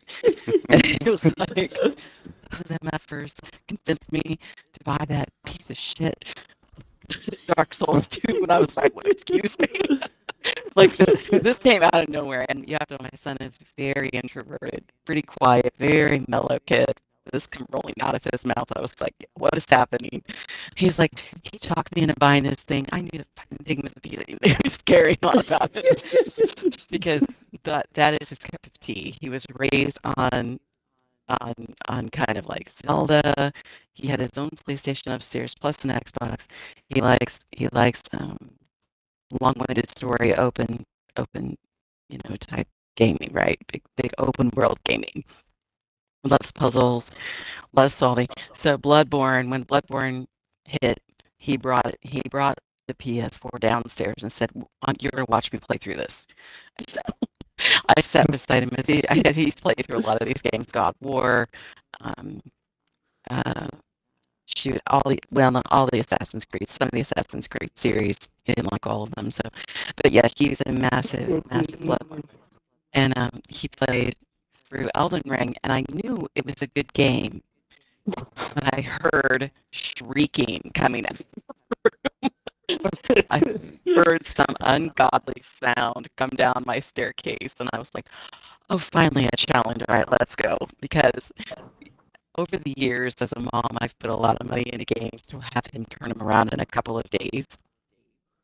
You know, when you throw $65 at a game, and your 14-year-old comes tromping down the stairs 2 days later, I beat it! You're just like, what the hell? You know, That's your Did fault. you beat on hard? Well, and you go, are you ever going to play it again? Maybe not. I don't know. Sort of, kind of, maybe. So we started going through games. We're like, yeah, are we really going to do this again? So, back in the day, you could take it to GameStop and maybe get a little bit of money out of it. Maybe if you were lucky. Yeah. Not a lot. You knew you were kind of, SOL. So, anyway, long story short, I knew Elden Ring was good when I heard the shrieking coming out of his room. And he came downstairs just calm, all I said was, "So it's a good game?" He goes, "Yeah, I don't want to talk about it." Okay. Yeah, he beat it. Of course, he beat the game. That's right up his alley. That's his whole deal. So when it came up, and I had the opportunity to get it for the Xbox, I did, and he kind of walked me through the fundamentals at the beginning of it, and I haven't picked it back up. But so far, I've gotten through it, and I've enjoyed what I've done so far, and it's not been very much. I need to pick it back up. He was a massive Skyrim fan. When it rolled, we got the map and the whole deal for his bedroom. Nice. Yeah. So I'm a Destiny 2 player, but I don't play on your mom's here profile. I play on my daughter's profile, and that's a long story. His mom was never going to play video games again, so I just hopped on and made a character under her profile and thought, I'll just introduce her to video games the same way, and then I'll drop it, and maybe Mom took over, maybe. And said, Maybe. give Mom 30 more minutes. No, give Mom 30 more minutes. I give up. She gave up. So I play under, it's Curly Toast 7, under for Destiny anyway. And I can't see my stats on that, but we've been playing it since the first year from Destiny 1. So we've been playing that she was 11 when it came out. She's 17, so 6 years. We've been playing it for 6 years. I like all the Bioshocks. I enjoy the Bioshocks. Bolt of the Lamb, I had a massive issue with. I love that game. That was so much fun. Issue, maybe slight issue. Vampire Survivors is that might be my favorite game of the year so far. I'm having a lot of fun with that. Quick win, but a lot of cool stuff hidden. You get to open a lot of just funny little characters, and there's a lot of tongue in cheek, a lot of really fun little jokes here and there inside the game. Just looking at my list here. What else have I played? Fortnite. I play the crap out of Fortnite. Oh, I did just recently find. I just recently found. It's called Townscaper. There it is. And it is it is extraordinarily simple. I don't have a lot of time in it, and you really don't have to have a lot of time in it. It is a very, very simple game, but I've been using it to, after I get finished running through Destiny or whatever I've been doing, that my adrenaline's cooked through the ceiling, and I know I need to scale myself down a little bit. I'll go into Townscaper, and I'll build a little town. It's point and click, and it's all preset modules. And I don't know how to describe it, but it's probably one of the more pleasant, relaxing games I've ever played with. There's absolutely no pressure to it whatsoever, and it's just fun to see as you add on to these little homes. And it's all like water-based, so you're in the middle of like a massive ocean, like a water world. Ooh. It's just very relaxing. There's nothing to it. I was bouncing things off my kids. I've got one that's on the cusp of being what I would say, he's not a millennial, but he's not Gen Z. He's right in between that. I've got a Gen Z and I'm Gen X. So we're all pretty forward with our opinions. Like in a minute, they'll tell me something's garbage. And I showed the kids and they were both like, whoa, wait a minute, what is that? And so I clicked around and I said, this is just the most relaxing thing. And they both agreed wholeheartedly, like, yeah, this could absolutely kind of relax you. And it's free on Game Pass right now. I really, really enjoy that. I can't think of anything. Oh, Gems of War. I got into Gems of War, and that's my that's my fault. That's all his fault. I don't want to talk about my Gems of War experience. I I'm not that good at it. I'm not gonna lie, but it's one of those games that I can just pick up and play for a little bit. And even if I don't have the best, my cards aren't. I call them cards because I'm an old Magic player. Even if I, yeah, I still have my old Ice Age deck somewhere in this house. The first Ice Age deck that rolled for Magic, I still have it somewhere. I just have to find who knows where it is. But I may not have the best deck going because I'm such a noob at it, but I just have so much fun playing it. And I think it's probably because I did play Magic for a few years when it first rolled. We did some tabletop gaming. I did Shadowrun. I did a touch of D&D, not very much, but mostly Shadowrun and Werewolf and Vampire. We actually played out of books and things because I'm that old. Oh, and Dying Light, yeah. Yeah, Fundead, yeah, he introduced me to Dying Light, and I really enjoy thumping around on some zombies. Unless I am playing. Unless I am playing. Oh yeah, if he's playing because he's so much overpowered, then I might just stand back. You got this. Look at you go. You're doing so good over there. Yeah, she's there going, ooh, that was cool. Ooh, that was nice. Or she laughs. I'm just like, who's next? And he's making it look effortless, and I'm over there just swinging like loud swinging is a toothpick compared to like what he's swinging. Like I might as well just be poking him with my finger. You know? My favorite thing to do in Dying Light is to drop kick them. It is absolutely just so satisfying. Yeah. Yeah. And I can't do that, but he can't. Moved on to Dying Light 2 as well, but see, you can't just jump and kick. You have to vault over somebody and then thump the fuck out of them. Or you can jump off a ledge and kick them. That's hilarious. I love that. Yeah, if you ever want to get into like a massive conversation about Dying Light, just start a conversation with it. Mm-hmm. Oh, there was one more I was going to mention. I don't know if anybody has seen this or experienced this. I haven't played it very much, but it was just one night I was very upset over something. I needed some kind of release, and I knew I had downloaded this game from Game Pass. It was called Blood Roots, and all you do is run through and kill everything inside. That's it. Just run. You run and mantle and jump, and I don't know what that view is. It's platforming, but it's not like old Zelda. I don't know how to describe it. But anyway, is it like Mario? Kind of. Yeah, kind of. But it looks like Samurai Jack animation. It's got like the same kind of art style as Samurai Jack and the old Powerpuff Girls. And I love Samurai Jack. Yeah. Oh, no. It was huge in our house. Yeah. Yes. I got the box set. Oh, my son. Oh, like, we did a birthday party. We did the whole thing. Yeah, we did the whole thing. And we love the sense of humor in that. I mean, I think he still has the piggy bank upstairs with the demon. Pointed it and said some shit to you. I don't know. So anyway, so Blood Roots, to me, it looks like that style of art anyway. And you just run through and slash the crap out of everybody and everything that you can as fast as you can do it. And you should get into Killing Floor 2. It's just one of those games where, like, it's a quick win. Like, how long do I have to play? How many people need to die tonight? Like, how many in 30 minutes can I totally obliterate? But you mantle, use different funny, I don't know, you spin posts, you use chicken, you use anything you can pick up. It's just funny. I don't know. I got a kick out of it. I thought it was funny. Sounds awesome. Yeah.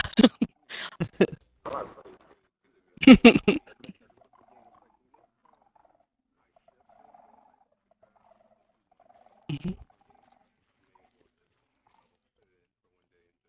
Yeah. And like I said, for me, it's not something I pick up every single day. I don't think you have to. It's just I'm like, oh, I just feel like kicking around for a minute. I'll just jump on really quickly.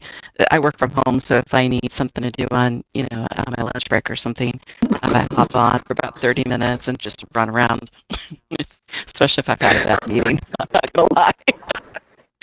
That was terrifying.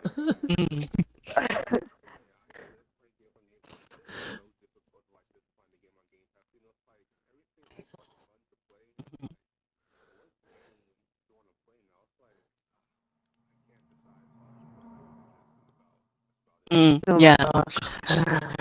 Oh, I remember Tetris. Well, gosh, I played Tetris when it was in a machine in arcade. I'm so damn I old. got a story for y'all about today. I completely fucking forgot about it until you said that.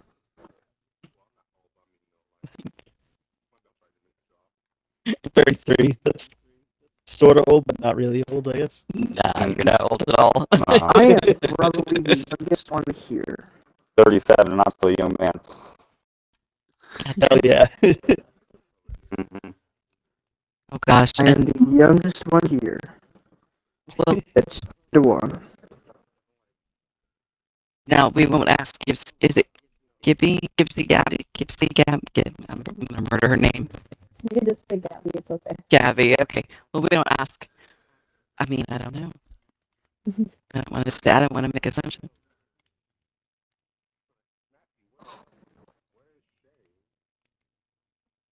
Cheyenne, she's here. She's on the couch. Hi, Cheyenne. She's doing her TikTok thing.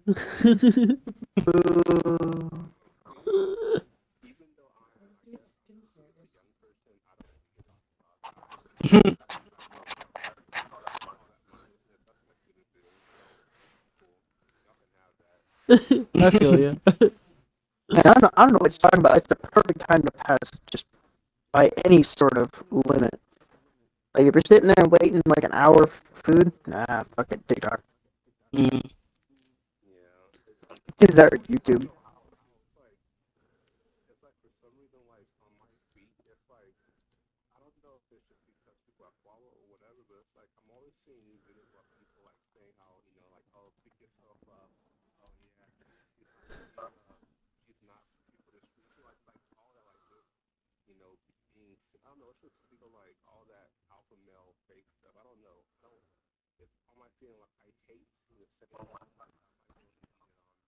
Ooh.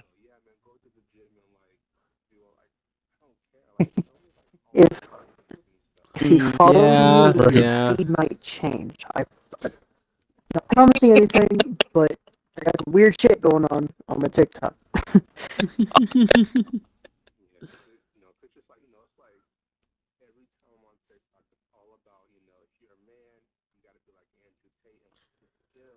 Mm.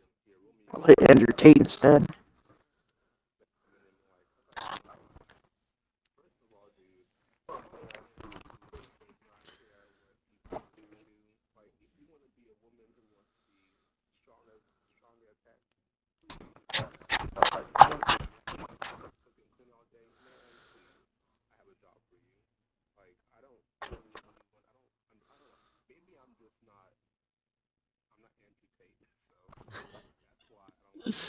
I have a very strong opinion of men.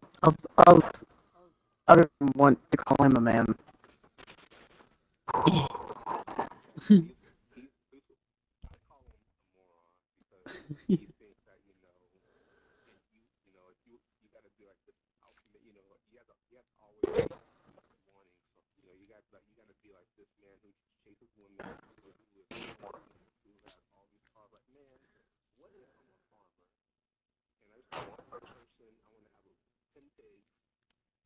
Mm-hmm.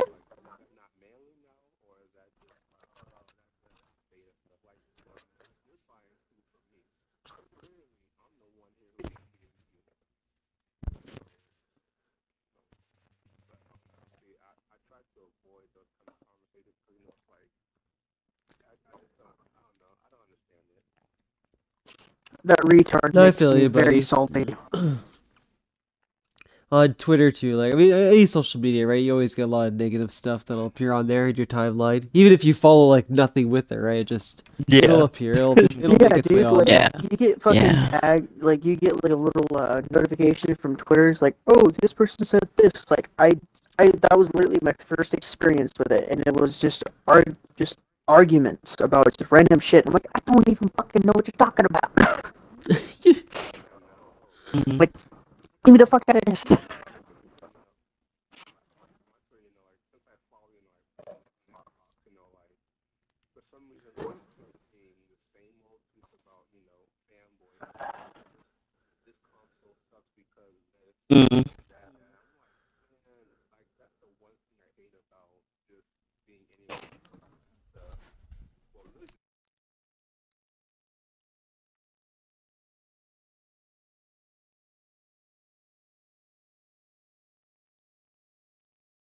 I had to kind of back out and away from the Destiny community because Toxic as fuck. oh my god, it got so bad you couldn't say anything. It didn't matter what you said, even if you gave somebody like if you liked something, the amount of comments after that, and then whether you would get pinged on the comments, it just became. I mean, I can say from Destiny 1 to Destiny 2, the community absolutely changed. You could see it. It went from, I mean, honestly, I can say the players in game, we used to physically help each other out. We used to actually, the idea was you had three players that rolled in together. Um, Everybody was about equal. They were very good at matchmaking in D1. And so when you went to D2, they kind of changed up a lot of that stuff. So there's been a lot of debate back and forth, like whether this is good or bad, and so on. And everybody has their own opinion. So, But the talks. you know how you were talking about that and everything? Like to me, about Mhm. how it got really toxic and everything. So I went back and watched a few people play like the Destiny 1 Mhm. and seeing how it ran and seeing how it's not like a Mhm. little bit more toxic, it is a massive amount of Mhm. it's horrible now. Yeah. Like you were saying, they Yeah. used to actually help each other, and We did. Yeah, with we did. Hmm. with We would people open that mic. played Mhm. the people that played at the raid that was from like the first game, Mhm. people that ran through it never played D1. The people that stayed back, you can tell who played the Mhm. first Destiny because they were back there, they were looking at everything, they were reminiscing. It, they were actually genuinely enjoying their time in that raid instead of just trying to run through, get the reward, get the new gun, yada yada yada. And it's just no, that's not Yeah, worth it. it's changed. Yeah. That's not how Destiny was made to begin with. Yeah, the whole idea, I mean, even they had some of the best, of course, they had the Activision money back then too, but they had some of the best promo little clips and movies and things. Oh And God. I mean, the idea was always to have the three players stay together. And literally, unless you are playing, and this is where a lot of this is a lot of clans have been formed to get away from the toxic players because when you get in with randoms, you really don't know what you're going to get in with in that game. And there's reporting features. The features go pretty deep now because that's how toxic it has become. The griefing was so bad early on in D2 that they had to add. I don't believe it was in D1, but I know definitely it's in D2 because I've had to report a few people for griefing. They would go in and intentionally grief you during a strike. They would notice your number, like your number was lower than everybody else's, and instead of helping you through, um, they would grief you. So, I mean, there's been, and that's just one. I mean, that's barely even touching some of the some of the toxic comments online. And so I basically just backed out of the community altogether. I continue to play, and I've joined a clan. I've been in a couple of different clans, but um, I just backed out of it. I backed away from it, and I've been really mindful about what I like on social media, um, especially TikTok. That algorithm's pretty smart. And if I go through and search for comedy, and I like a bunch of comedy stuff, that tends to show up on my feed more. I don't know if that's helpful or not.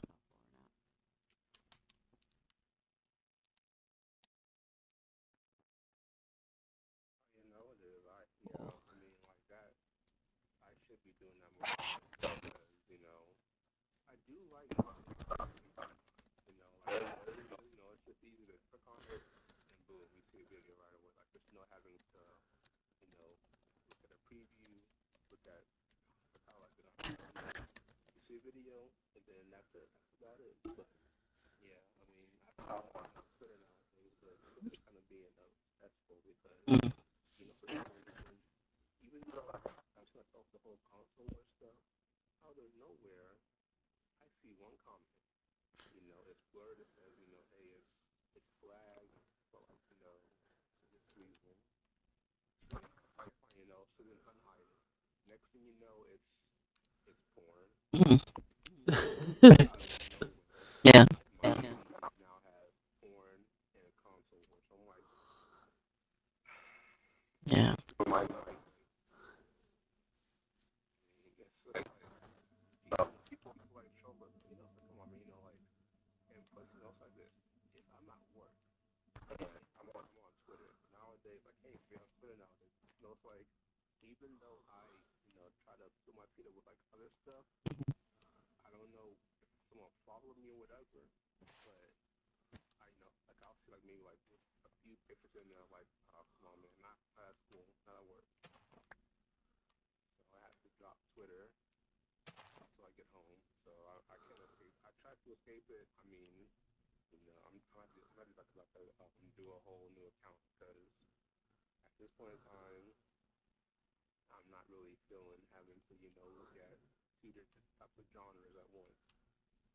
I mean, and find a way to, all these fanboys, which I can't do nowadays. It's like for some reason, they get banned out of nowhere to make a new account and go back to it. So it's like, man, I can't even look at the news.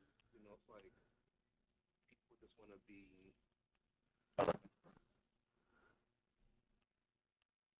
No, I get that, John. It's just like kind of the police will have trouble with the dark web, right? Like no matter what you do, another one's gonna pop up afterwards. And same with trolls, right? Like you said, you can delete one account, another account will just reappear later on. So yeah, it's like a never-ending problem, unfortunately. What's crazy to me is that anyone would care like what system someone plays a game on. It's just like Yeah. dividing people's gamers. Like I don't. It's just it's always been a weird thing to me. Like I know like it obviously exists and I can see why it exists, but it's just still so weird because like I would never care. Like if you like a certain game and it comes out on everything, like and you're playing it on whether it be Xbox, PlayStation, PC, like I'm happy you're enjoying the game. Like I just don't care. You know what I mean? Like Yeah. Yeah. I miss like the old school like console wars, when it was like Sega versus Nintendo, because just like I don't know, Yeah. music like when I think back to being a kid, like it was just funny, right? It's like, Nintendo sucks. Like you didn't really have a strong Right. opinion or anything. Exactly. Right? You weren't trying to hurt each other's feelings. You were just kind of Yeah. The- You got a Sega, eh? Yeah, like it did. Like It did it become was more personal. fun. It was like everything becomes so all of a sudden personal. When somebody Yeah, gets right? behind a keyboard, it's like, oh God, calm down, calm down. There's so like many I other want things you like could be crossplay arguing to be more about. of a thing. Like want that to be more common. Like with the whole like Sega versus Nintendo, like that one, I less live mainly because it's like Nintendo and Sega had really great games. So it's like you really had to like you had to really like find that one game that was like super bad to like say, look, this is why Sega sucks. Yep. But it's like and since it was so hard to do, like you can actually really kind of keep that world going without it had to be like the whole thing about Xbox sucks because I know games. I mean, Xbox has plenty of games, like just how PlayStation does. It's like, well, then I have exclusive. Well, last time I checked, PC is really where the exclusives go, and like, Mhm. I mean, Steam is really the place where you want to go and play exclusive games. Like sport. So salty. Going on that route, and yeah, PC versus console, but then it's like we're back in the '90s talking about hey, PC is better than console because A, B, C, D, all the way to Z. So but I mean that kind of trolling or conversation like that just becomes like I feel drained. I feel so drained, like just watching people like argue over nothing that's important. It's like man, like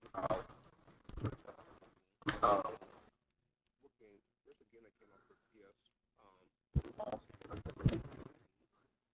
racing game for PlayStation. I was like destruction game.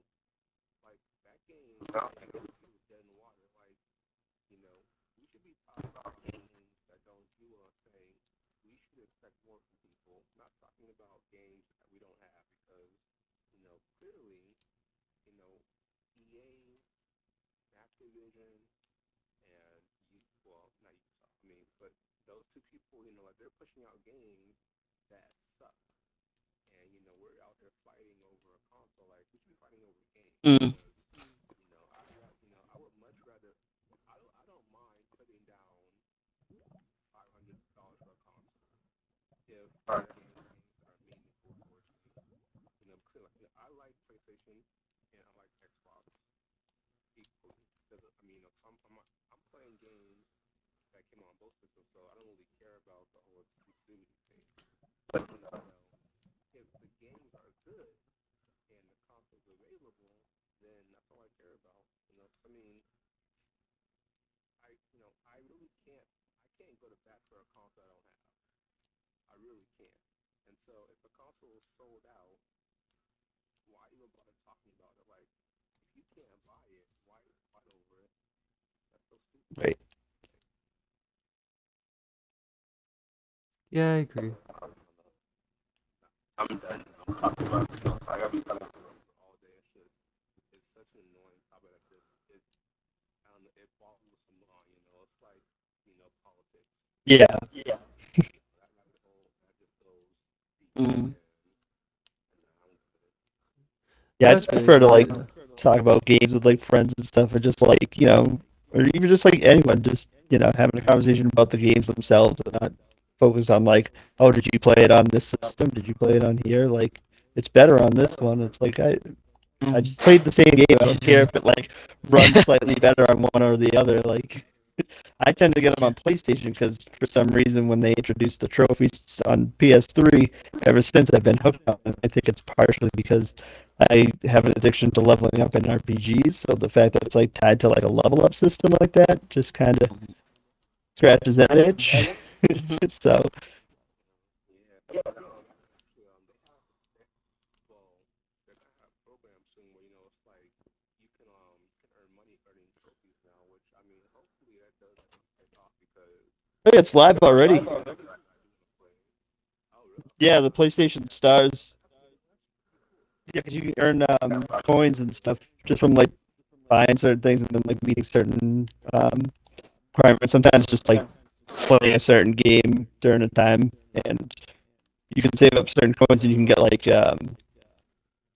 wallet funds. So like every what 5,000 coins is $20. Oh, okay. Yeah, yeah. I mean, Well, yeah, it sounds easy what you're talking about. Which, I mean, hopefully it is. It's very easy and very streamlined. yeah, they could only get you only wouldn't get like the advantage if you get like the physical games. I don't think that counts. You have to like buy it digitally.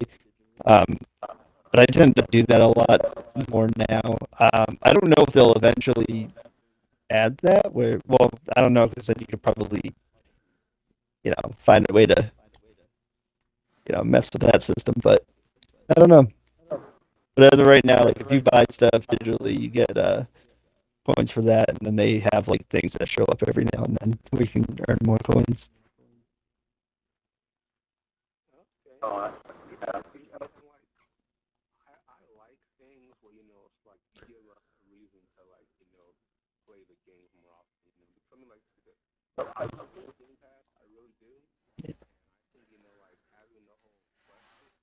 does help out more because I have almost 15,000 points, so it's like it works. It keeps like using Bing, using the whole Xbox, the Game Yep. Pass stuff. Like I like being able to get achievements and feel like it's going to something. So having it for PlayStation 2 is even great because I don't have PS4 right now. PS4 right now. I still I have a PS4. I don't use it right now at all because it's just Yeah.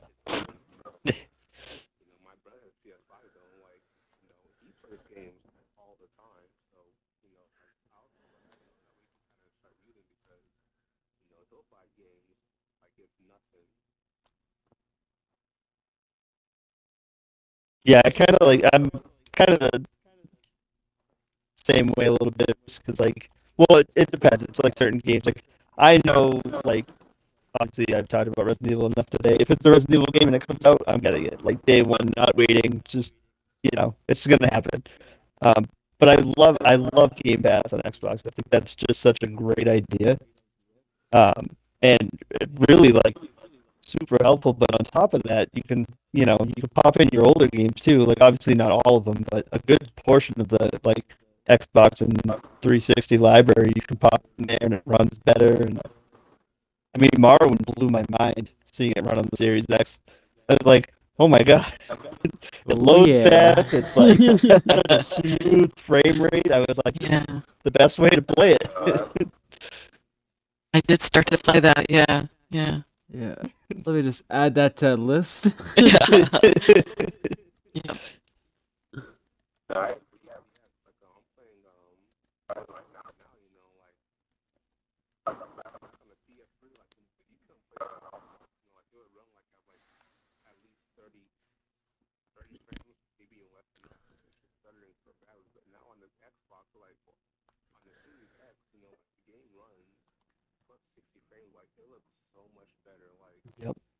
I couldn't enjoy games like Assassin's Creed on the 360 because like it was just so sluggish. Yep. So on the Series X, or on X, like now everything's in 60 frames. Like I'll tell you, it is so much better. Like it's perfect to it. So yeah, no, I love that games. I love that consoles can like make these games work and run much better. Like back then, like 30 wasn't a big deal because I could feel like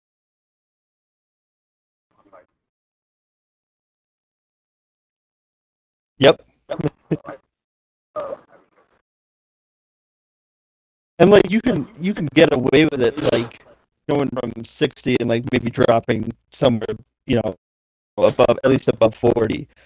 And it'll still feel smooth. It's just, when you go back to 30 frames per second and it's just yeah, it does feel, it gives you that choppy sensation almost.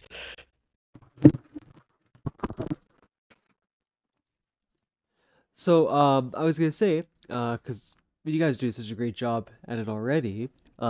Usually at the end of the stream, we open the floor up, right? Have a little conversation. And, if there's a question you want to ever ask somebody, like, hey, why is your name that way, right? Or maybe there was a game someone brought up and you just want to add a little couple more sense into it. Feel free to do so. I'm just gonna quickly fire off my gaming list that I played this year. So most of you guys watch me, so you know what it is. The Walking Dead series. I was actually shocked. I went back. I was like, "Holy crap! I actually played all these games." Sometimes it feels like all I play is Gems of War, which I think all of you guys kind of mentioned it at one point or another. Sometimes stopping from a game you love and taking that break from it, like from us 4 months, and then going back into it, I kind of got that spark back into it. You know what I mean? Like I was like, yeah, I really actually miss this game. I really want to play it. Where 4 months prior, I was kind of like, holy crap, here I go again, right? Another grind. But anyway, yeah. So the Walking Dead series, fantastic. If you guys never play Telltale games, I definitely recommend playing something from The Walking Dead. Every single one of them has been a banger. I have cried. I have thrown my controller. I have, it's an emotional train wreck the entire time, right? It's so good.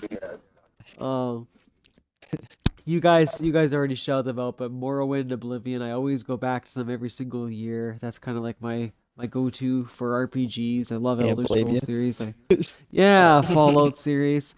I will say this year I gave Fallout 4 a better chance, and I absolutely love it. I was a Fallout 3 guy till like the day I die.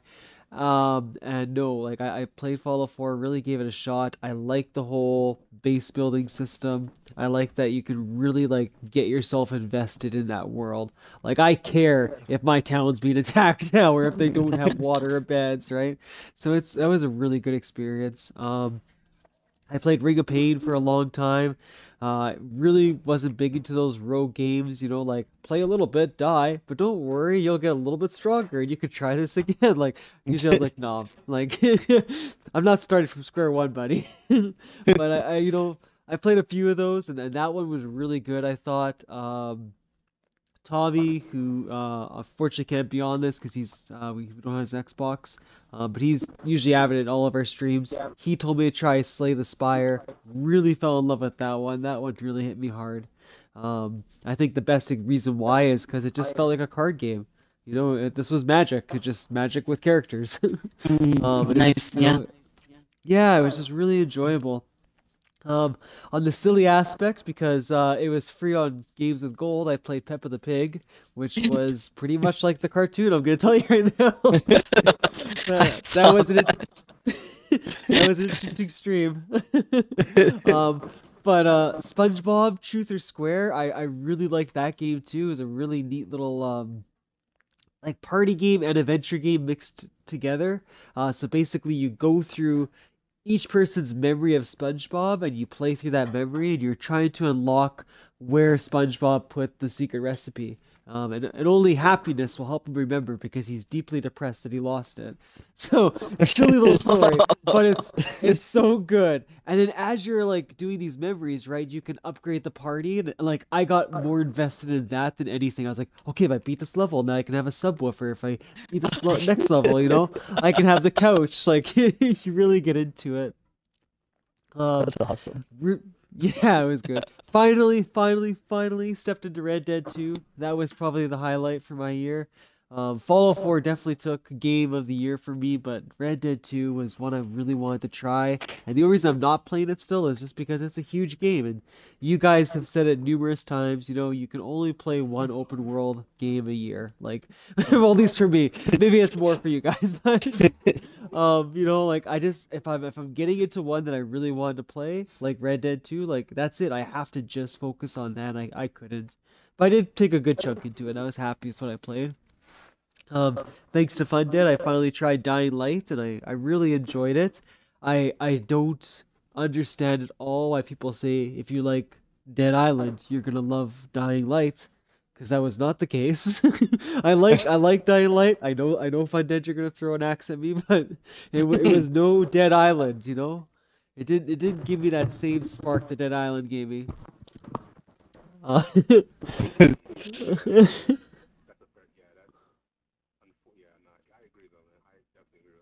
Yeah, Oh, I yeah, guess no, because I absolutely, because Dying Light is nothing like Dead Island. It wasn't supposed to be. It was supposed to be something completely fucking different, which is what they were trying to go for, and they yeah, somewhat and did I it, think but what did it for me is somewhere that in the everyone hyped it mix, up. it just kind of, yeah, the hype got too high, and then it just kind of died down a little bit, and then it got popular again, and then Dying Light 2 came out. They tweaked a few things, and they changed a little bit of it, but not a whole lot. Like I said, don't get me wrong. It's definitely a game I'll go back to, and I'll keep trying, and I'll play it again. But I say yeah, Dying Light was just so hyped up because I told everyone I liked Dead Island, right? Whereas Dead Island, I didn't even know what the hell it was. Like I picked it up, and I think what sold me on it was I was like, "Whoa, this is an RPG. This is an RPG zombie game. Like that's sweet." Like it was just something completely, different from what I was expecting it to be. Um, what else to have here really quickly? A couple little horror games. So DayZ, I actually did enjoy that one going into it. Prey, really like that one. I'm just at a part right now, I think, where I got a little stuck in it. So the excitement of the game's dying down a little bit. But once I go back into it, I'm sure I'll like it. It is. And then, like I said, your mom introduced me to Vampire Survivors. I really liked that one. That was enjoyable. For me, I said it was the aspect of like going back and playing like almost an original Nintendo game. Like I Mhm. like that graphic style. Yeah. That's Yeah. a Yeah. that's a Mhm. I think with that, and the theme behind it, right? It worked. It worked really well together. But you're right. It's a game you just hop into, play for 10 minutes, hop out, right? You're not Mhm. gonna invest a long time in it. And then yeah, like right behind Fallout 4 has to be Halo. Like playing Halo with Jimmy again, really like you remember a game and you're like, yeah, that was a good game, right? But then like it's something about going back and replaying it with somebody else that just like changes your whole perspective on it. Like Halo, yeah, has issues and all that stuff, right? But like I had fucking fun. Like it was just a good goddamn time, Like Yeah. died more times than I want to admit, but like you just wanted to keep chugging on. You wanted to get to that final level, and now that it's done, I even told Jimmy like I have that withdrawal. Like I want to play another one. Like even if that was the only Me too, Halo that buddy. was available, yeah, if that was the only Halo that was available, I would just keep replaying it because it was a good time in there, and it's you don't have that. I don't know that spark from a lot of co-op games, but Halo really nailed it with co-op. Even when you almost put it on legendary. Yeah, Ooh. and then the, Although I mean, I can play Infinite, it's nice, but I don't think you're gonna top MC2 anymore. Like I think that game is probably the peak of Halo. Absolutely. yeah, yeah. And then the only game I said I played different from Xbox was I got a Switch recently and I finally got Breath of the Wild and it was everything everybody said it was going to be. Like it is a fantastic game. There's a lot to take in and It's if I could beautiful. stream the Yeah. Switch, I probably would play more Mhm. of it on stream, but yeah, unfortunately I can't yet. But yeah, it's a really really good game. My daughter is playing back through it. You should definitely try and stream it Mhm. because I just kind of weird. Nintendo they've been very like hard on people like just showing their games off for some reason. Yeah, yeah, they get pretty sensitive sometimes about that stuff. You're right. Um And it's kind of annoying, like I mean, they have some really great games that I don't have a Switch, but I have a Steam Deck, so it's kind of the same thing. But I really I can't really show people playing using on it. Nintendo will come at me with all these lawyers. So I was like, yeah, nah. They have some really great games, but it's like for some reason you really it's like it's only for you to enjoy, not for anyone else to enjoy. Like yeah. that's a very but I guess you know they make great games, so I really can't complain too much with them. Like, it's okay. I know there was something they did too with YouTube a while back too, with players like showing off their games, and they got very sensitive about it. Yeah, Nintendo. I said it's a weird, very right, very weird company, very secretive sometimes for no reason. Um, actually, there was one game on this list, story, just last shout out of the night. That I know you've all played, and not one of you said. I'm shocked because it's all our guilty pleasure, but it's Oh. Fall Guys. I apparently invested more time in that game than any other game. Apparently, that was my What's number that one game game? of the year. No, I'm gonna... What's a battle pass? But yeah, that game, yeah, that really took over, eh? Coming onto all systems and for free, it really dominated the party scene. Yeah, it was. I liked it. Like my first time playing. Yeah, I was glad. Like I literally, like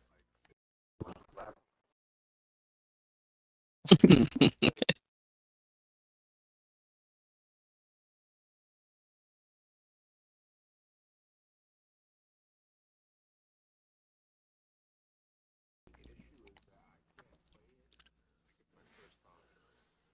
That's the only. That's right. So like I can't get that same kind of laughter nowadays. That first time was like just grabbing each other, like just throwing everybody. Just I don't know. It was funny, and I don't know. I guess it's one of those things where it's like you have to be there, but I guess we were all there. We were all Yeah. Yep. laughing. Well, it's like Mario Party, right? That one dominated the scene for so long. And like I said, same concept, same everything, right? But they knew they were going for a party game and they went balls deep in it, like they just went all out. And it worked for them. And I said, and using that character design that you were talking about, like, yeah, it was a fantastic choice. Like, beans, who would have thought of it? Like, that was something we all wanted to see.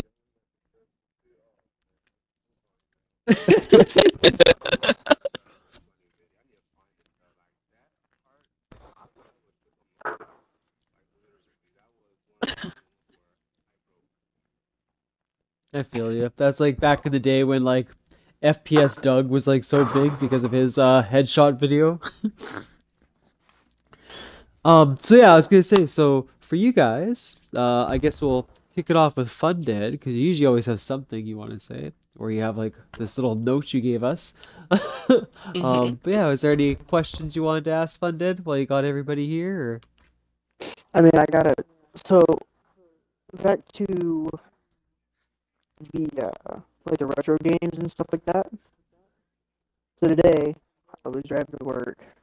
I got on Spotify, and I went to a little playlist that was just retro games, like their themes that you're able to play.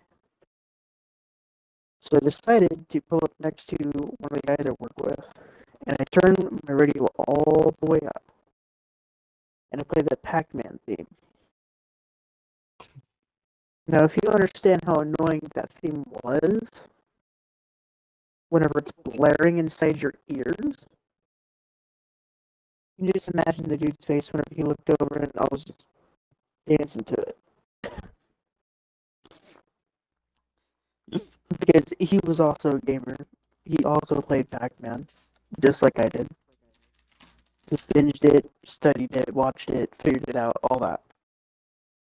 And he just looks over and it looks like he has a face with PTSD. Of all the hours and time he spent trying to figure it the fuck out. All those quarters. Yeah, right. Oh god. So much money wasted on those fucking machines, man. Oh. I've always been a little bit curious, Mom. Between oh my God, StarCraft, wow, Stardew Valley, and Minecraft, like, which one do you enjoy the most between the two of those? Because I mean, to me, like, they're pretty similar, but I know they have their differences. But like, like, if one was gonna be shut down and the other one was gonna live on, who would reign? It would be Minecraft. Yeah, you can do so much more in Minecraft. Minecraft is, it's to me, it's infinite. Where Stardew is, you could make it infinite, I guess, by recreating world after world after world. But once you reach a certain level, like I think I'm nowhere near some of the top players in the Holy Gods. Some of the players in that game are insane. The amount of gold that they turn over in a day. I think I've made Yeah. 14 million so far in the game. Wow. And I've spent quite a bit of time on it. But there's so many ways I guess you could go at the game, but it's more. It really does depend. Like, Minecraft is so open world, and there's so many options. Like, Fun and I have dropped into specific maps and things that you can download that you can do mini games in. You can, you can do so many different things because it's open for players to mod out and drop for other people to play and to use. Where Stardew is a little bit more focused, if that makes sense. So I think I would say Minecraft for sure. Get out with your feather. I'm gonna wing this at you, you jerk face. So, okay, we have an inside joke. We don't have an inside joke. You just go sit down over there. Oh yeah, we do. Oh my god. So we I were was playing tired. I was tired. and I kept throwing feathers down, and she couldn't find the damn feathers I was throwing down, and it made her laugh so hard. I don't think she could breathe. Oh, I was very tired, very sleepy. It was wonderful. That's a good memory. Like, he was way above me. What were we doing? What was that game we were playing? It was where you have to. Okay, so it's the multi-biome cubes. Yeah. Yeah, and that's a lot of fun, I by the kept way. throwing feathers down to try to get her to the edge of the cube, so therefore she could build her way up to get to me. But she couldn't find the fucking feather. I I was threw I was down running at on least 20 feathers. I was running on fumes, man. Get out. So I'm so tired. what I was seeing was something a little like this. Just Oh my god. That is not what I was seeing. this is what I was seeing. And this is what she was doing. I was running the other way. I was totally looking it over in the opposite direction. It's fine. You had to be there. You had to be there. It was great. It was such Yeah, a there was a fun lot. time. Mm-hmm. Yeah, but that was I think I had 4 hours of sleep, and we were possibly even headed into softball season, so, fast pitch season. And So, it was fantastic. Exhausted. yeah. When Even if she's tired, it's still fun and fun to play with her. I can't imagine doing anything else. I started on, oh god, mindful. I started on Pong. Oh, So- nice. Yeah, I played Pong, Breakout. I turned. Now, if I think my stats for Space Invaders from 1983, I was good. We would turn the game over. There was no end. The game would just turn over and start over back at the first level, and that's how you knew you beat the game. So you reach level, whatever number it was, I don't remember now. Whatever, I think it was 100 or something. And once you reach that level, the game would just start back over at level 1. And it was I called, feel you though. we called it turning the game over. You turn the game over. When I got a Rare Replay, like that's all I was doing was all the older games on there. Like I was like, oh yeah, there's Conker's Bad Fur Day, but there's also this one. Yeah, Space Invaders, Asteroid, Centipede. Those were all of our first ones. Dig Dug. Oh, Donkey Dig Kong. Dug. Dig Dug. We blew oh gosh, whole afternoons on that game. Yeah.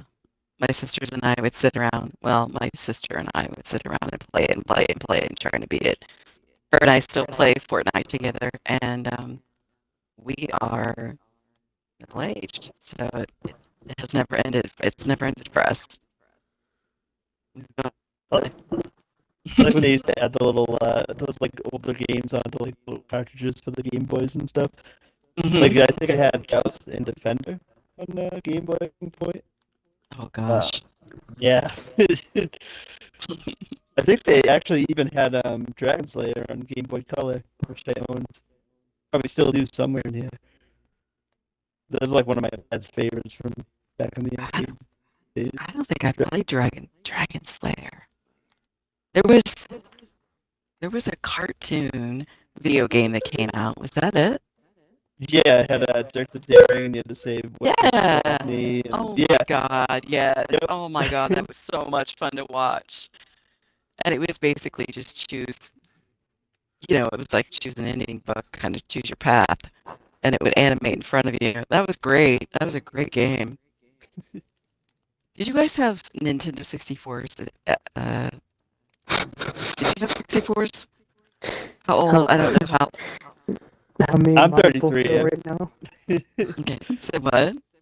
How me and Mindful feel right now if you walk into the little room we're both sitting in the fire. Well, we shit. played. I meant to mention this earlier, and it just crossed my mind because my daughter and I were digging through. We have drawers on the front of our entertainment center. One side is the Xbox drawer, and the other side is the Nintendo drawer. And it has like all the old Wii U stuff in it and the Wii stuff. And she's putting her Switch stuff down there now. And I was looking to see if there was a case for a game, and I pull out the South Park game for the Nintendo 64. Oh my god. Oh yeah. Yeah. And I was like, I found this damn thing on eBay we had the original, and I can't find the original anymore. And so I was determined I wasn't going to lose it. So I found a copy of it on eBay and I rebought it about 4 or 5 years ago. And I mean, we have the 64s upstairs in my son's room, and I was determined I was going to hide this cartridge because it's not going to get lost again. Right. I can't. Oh, the turkeys, just the turkeys and the alien death Yeah. ray, and it's just a classic. Yeah, to me. alternate fire for the snowball was that you peed on it, right? Yes, the yellow Yeah. snowball. Yeah. Absolutely. Yep, absolutely. I meant to mention that earlier, and I just remembered it. And the cartridge I got is not the nicest. There's a little scuff looking on the outside, but it runs. I popped it in and ran it for a second. He took it back. He took the system back away from me. It's like, whatever, jerk. Oh my god. I think that's Yeah, the but one too, right? Where you fire the eggs out of the turkey's butt Yeah, with the turkey gun. Yeah. yeah. It's so funny. It's just such a fun game to play. Yeah, the Yeah, cow Nintendo launcher. 64 That was a was good one. was a big system Mm. for us in the household. I remember when my dad brought it home, and I remember bringing it home Ocarina of Time, and I played Oh, the hell out of that game. oh yeah. Uh, Yeah, I raised my son on that. Pretty much. That was just. I mean, he played, dibbled and dabbled around with games like on an older system before that, but Yeah. that was the game that he got into. So we did the very first Zelda game, and then we did Ocarina of Time, and we've just if it comes out on a new Nintendo system and it's Zelda, the system comes in the house, the game comes in the house. It's just that's how it is now. Yeah, I remember I got the 3DS just to get the 3D Mm. remake of that, like the 3DS remake of that. I Yeah. was so excited. Yep, he did too. Yeah, he's got the same thing. That first 3DS that came out too was so much more like a substantial, I guess is the word. It just seemed like it was nice. It was really nicely made, and it came out. The Yeah. second version of it was like ugh, a little flimsy. But Yeah, I got the new 3DS, and it was like the XL one or whatever, like some it was a bigger yeah, one, and then yeah. like for some reason the back where like it's not like I ever unscrewed it or anything, but the back is like starting to like bend out and like it's not comfortable to hold anymore. I'm like, what happened? Oh wow. I think he still has his, and he did get that little handheld thing that went with the PlayStation for a minute. I can't remember what that was called. Either the PSP or the PS Vita. It was the PS. It was the PSP. Yeah, PSP.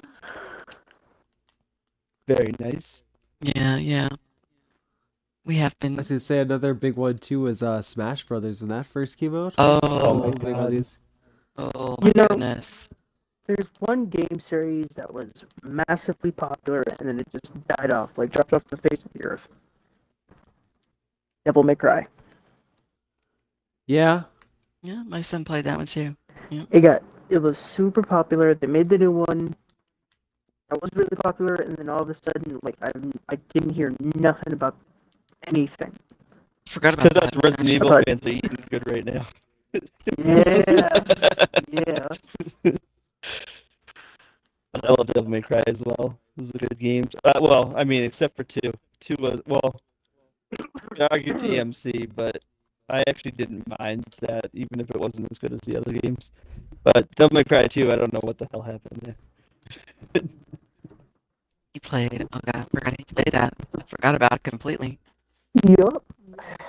I did a lot of couch. I was his audience for years and years because I wasn't gonna play games anymore. I was done. I quit for, oh god, 12, 13 years. I didn't play video games. I just watched a Wow. lot. Yeah. And then I got very, very sick one day.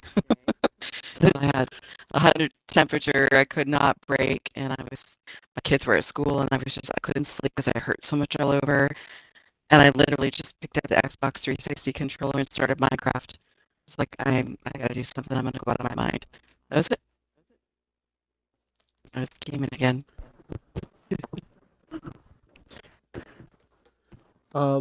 John or Gabby, I was just curious, did you guys have any questions or anything you wanted to give some final opinions on?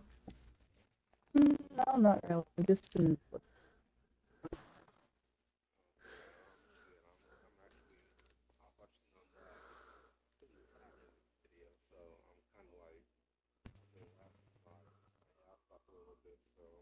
No worries, no worries.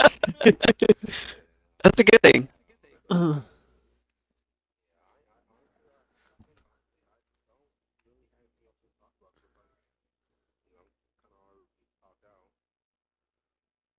Well, no worries, my dude. Funded, you did give everyone a note though. Did you want to do your thing? This is okay. So this note, I made this note a while back.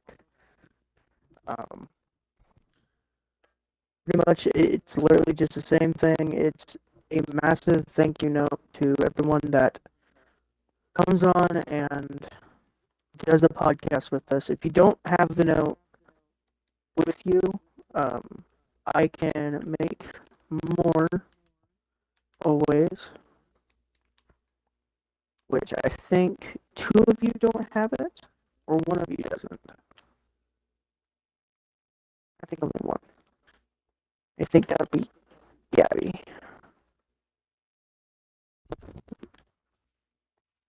Yeah, I don't. It should be in your inventory now, but if you guys just want to read that, either out loud or to yourself, all as well.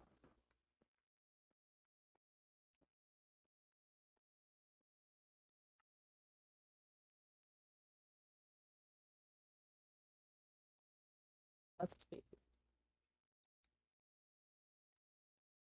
I can never figure out how to wave. So it's Left on the left on the D-pad, and then you find wave on there if you can find it. Yeah, mine's just all big Yeah. circles with a line through it. Uh, Everyone's doing. like You may not have it equipped. Oh, okay. So I'm not a dick, you know. I know you're all waving, but I never know how to wave back. I know That's why I that. was just like. I don't know how to do it either. wow, I can't Man, believe he doesn't even wave back to us. There's Jimmy's like, hi. uh, Just like, why?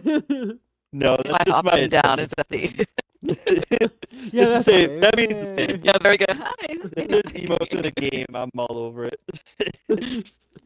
But I hope this was what you were hoping for, Mr. Fundead. This was all for you, buddy. Cheer you up a little bit, give you some smiles tonight. Thank you guys all so much for being a part of this and just for making this happen. Shout out to Sleepy Weasel. I know he had to take off a little bit earlier there because it's pretty late his time. But yeah, thank you guys just so much. Pretty sure it's That's all late I now got. for all of us.